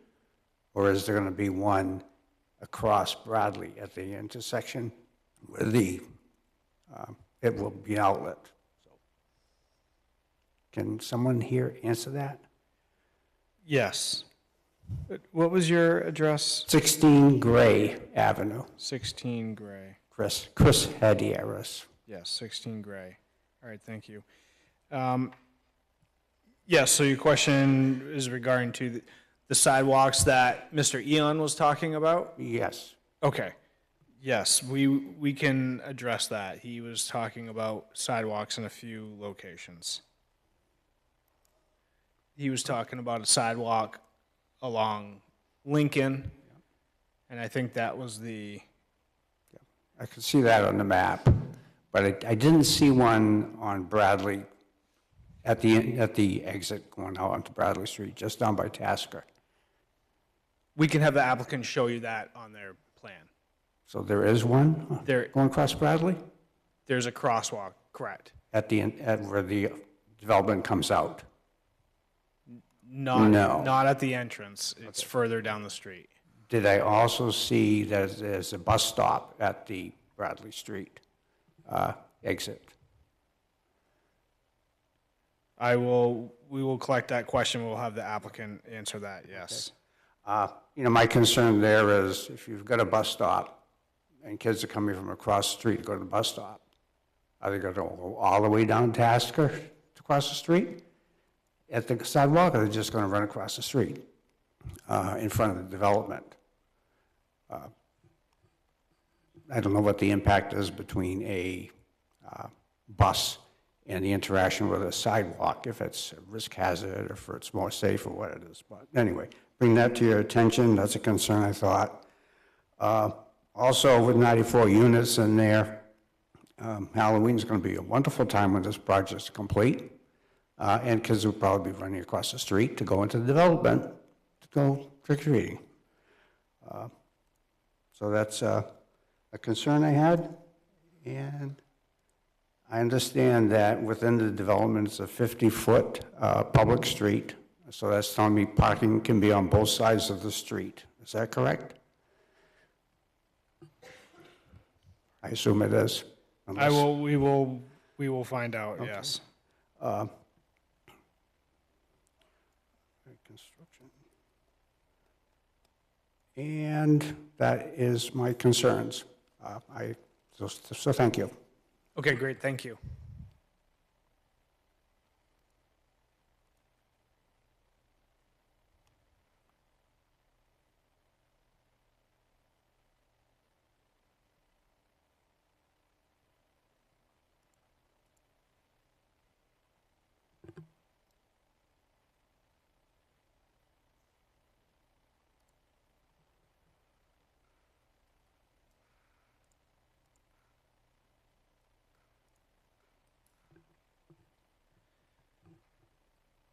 All right, not seeing any other folks coming up to the podium here for a minute.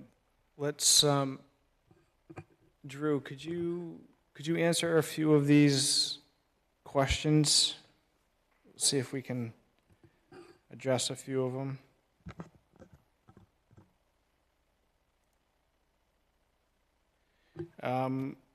One of them, the most recent ones here, let's hit that. Can you clarify the interaction of Bradley Street and that sidewalk and improvements there? Sure. So the sidewalk is proposed. So there's an existing sidewalk on the north side of Bradley currently. Tasker is right down here, and this is our project entrance.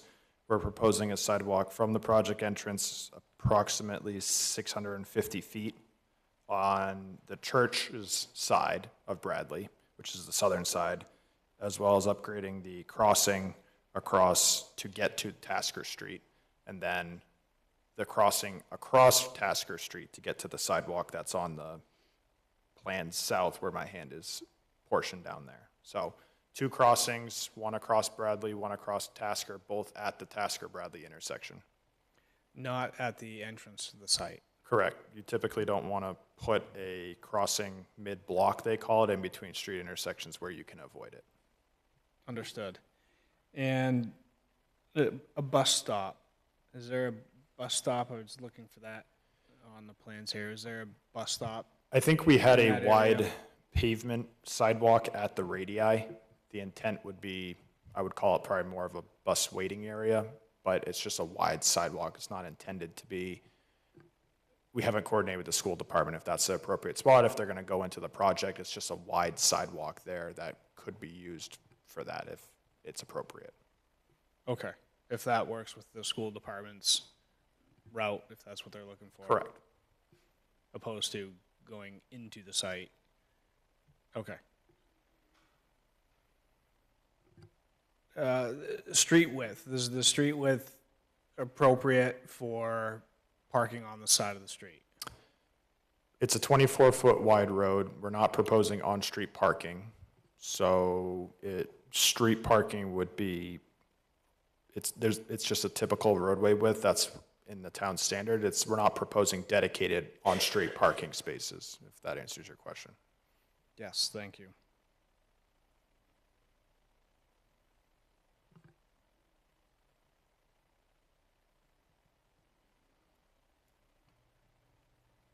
Well, Mr. Chair, do you mind just following up on that?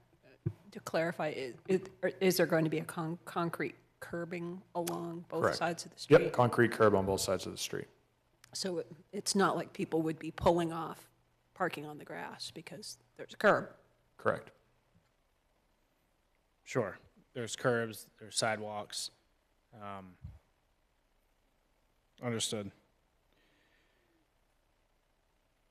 There's some discussion about traffic. We talked about sidewalks.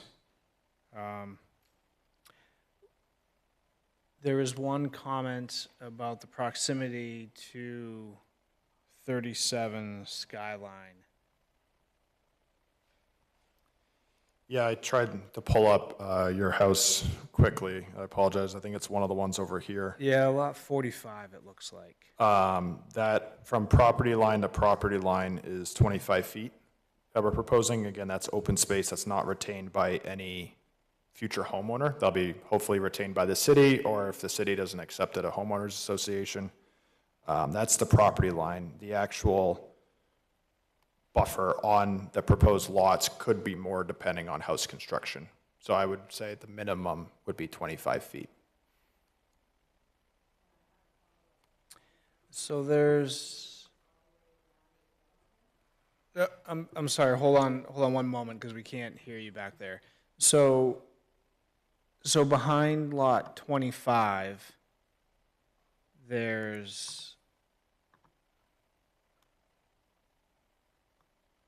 that's that cluster of 5 up there. So there's only 25 feet. That, I see the property line there, and then there's that dashed line immediately below it, and then we have the lots there. Is that the 25? Because that's different than the lots 85 and 86 to the right. Does that make sense, what I'm asking? Yeah, these two have slightly less just based on where the road had to go for wetland impacts. These ones are the 25. This would be closer to 15, I would say, for those houses, lots. Again, to property line, I think there's going to be individual buffers depending on house construction, how much. So I would say from a homeowner standpoint, property line to property line is 10 feet in this location and 25 feet in this other pocket location. Okay, I understand. So 10 feet on the 85 to 86 lots, 25, and then there's a rear side yard, a rear setback, of course, for the properties that all those properties will have. Okay, Correct. so 25 plus the rear yard setback, and then any individual buffering that that lot has once constructed. Yeah, and I would note that does not include the existing buffer on these lots already. Like you can see on this aerial, there's existing tree buffer from these current homeowners, so that is in addition to the 25. I'm looking at it from just the property line standpoint. Sure. Okay, understood.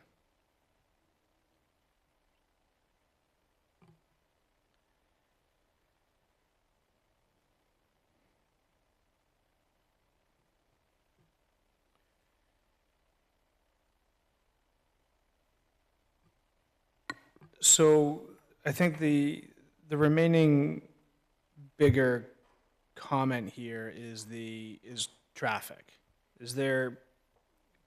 Could you give a brief update on the traffic as well? We have a lot of comments here and concerns ranging from Biddeford traffic to immediate traffic. Can you try to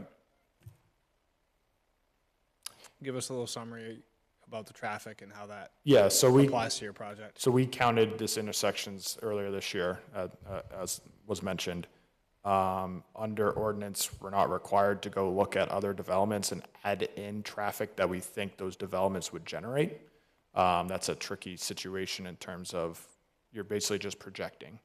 Under Maine DOT regulations, which again, this project doesn't qualify for, but just generally, when you do a traffic movement permit, they do ask you to look at other large developments that had also traffic movement permits and add those developments into your counts. This project did not do that because we're not going to DOT traffic movement permit. And the city of Saco requirements do not require you to do that. We looked at this in terms of what the city requires from a study area, which is essentially just the driveways. We actually counted more than what the city would require, just to be safe, essentially, from a traffic counting perspective. We're only required to look at the entrances of the sites based on the amount of traffic this generates. Again, the 98 trip ends is not impacted by the existing traffic. That's a proposed generation that regardless if there's 10,000 vehicles per day on the road or there's 1,000 vehicles per day on the road, the 98 trip ends that you're adding does not change.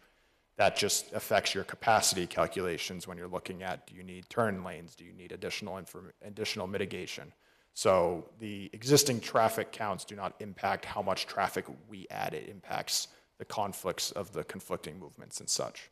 But again, we counted the intersections immediately adjacent to the site to get that information to do our analysis, and we're not required to add in any either approved or in progress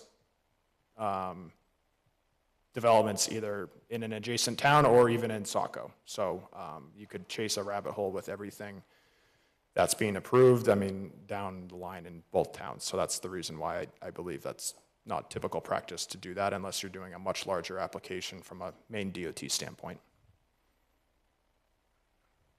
Okay.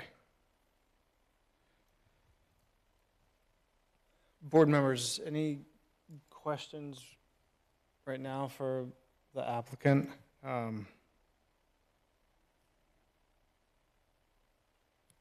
I think we hit a lot of the big items here.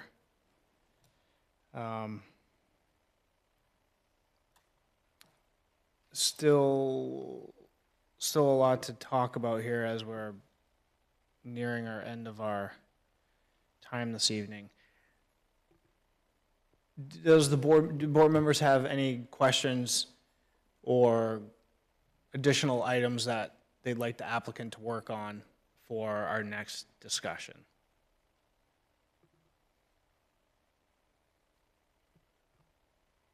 Jeff. Mr. Chair, I mean, I think the members of the public brought up some good points about the level of service of the adjoining or adjacent intersections. And granted, they're not under the warrants of a traffic movement permit because they're 2 vehicle counts, daily trip ends under. But I believe there's something in our ordinance that we should probably look up when we can't approve when we're decreasing the level of service of a failing intersection already.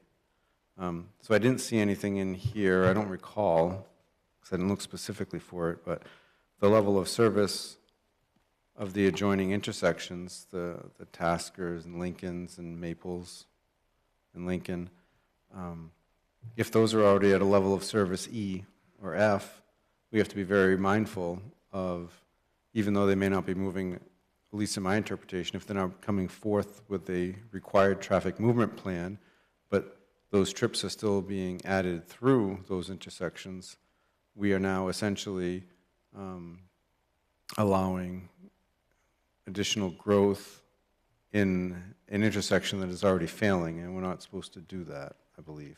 So we might just want to have the applicant check the level of service at the immediate intersections, and then we can check our ordinance to see if we can approve it when we would be adding load to an intersection that's already failing. Yeah, thank you, Jeff. That's one item that I'd like staff to research for us, and I'm not sure if we have our city engineer join us that evening or if it's another person, but to come and speak on behalf of the city, because we do have intersections that are already at failing levels of service that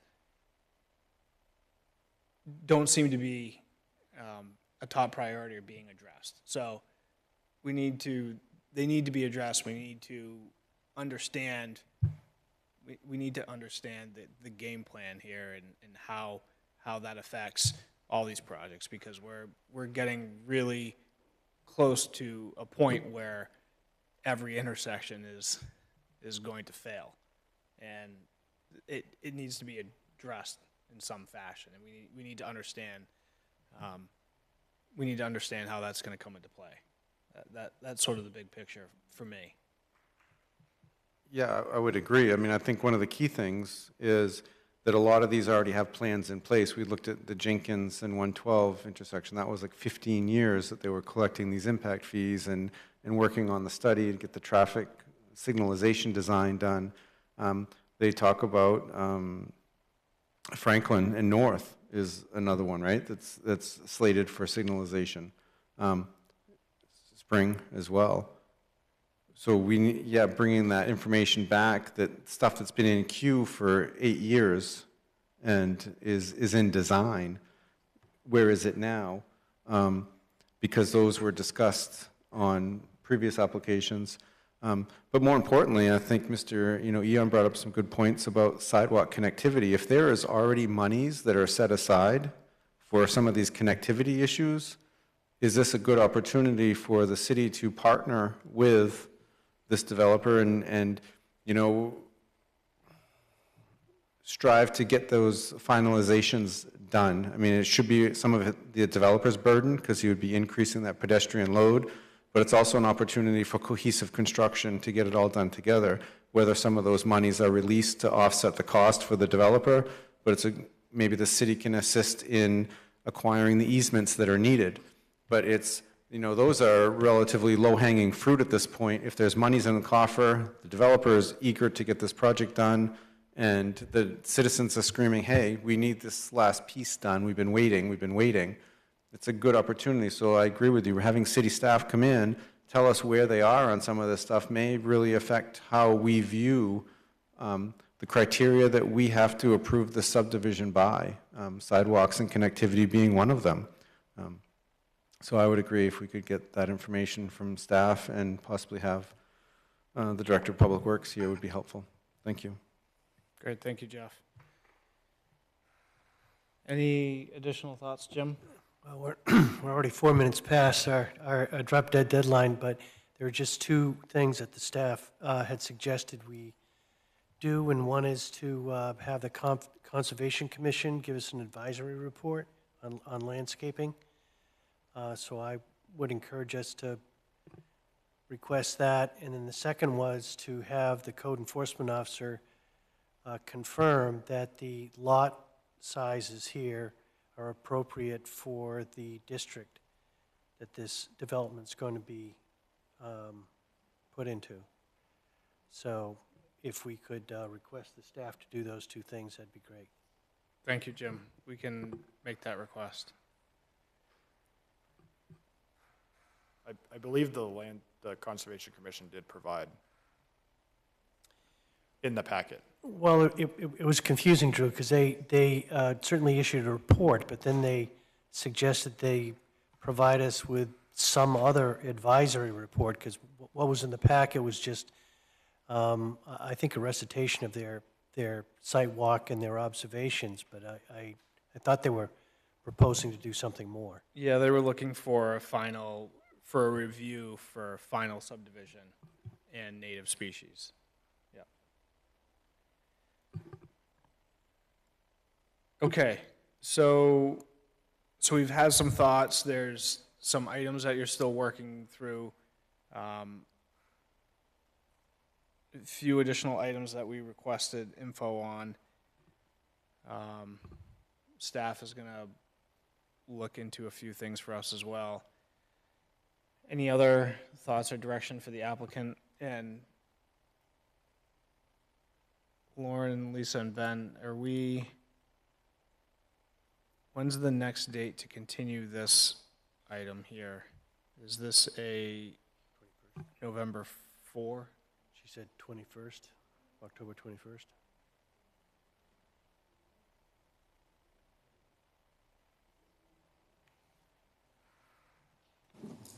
After the fact packet says that it will be shared on the 21st, planning board meeting packet. Yes, that's correct. We have it on the agenda for the 21st. Okay, we're still good for the 21st. Okay. Yes, yeah. So, Mr. Chair, I'll move that we continue the public hearing and continued review of this application till October 21st. I will second that. Thank you for the motion, Jim, and the second, Jeff. Any additional discussion to continue to the 21st? Mr. Chair, can we just ask for clarification? Staff says the 21st. Was that one of the original 8 items? Or not? Okay, perfect. Thank you. Thank you, Jeff. Any additional discussion? All right, those in favor, Jim? Yes. Joyce? Yes. Jeff? Yes. Catherine? Yes. I'll vote yes as well. Motion passes 5-0. And we'll see you on the 21st. Thank you.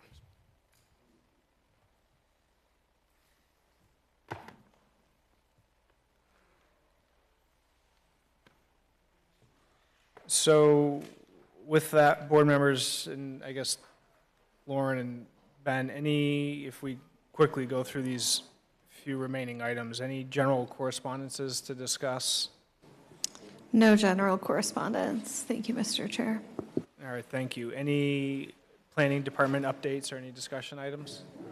The only update that I have is that joint meetings were held between council and the Long Range Planning Committee on September 22nd and October 6th. Okay, great, thank you.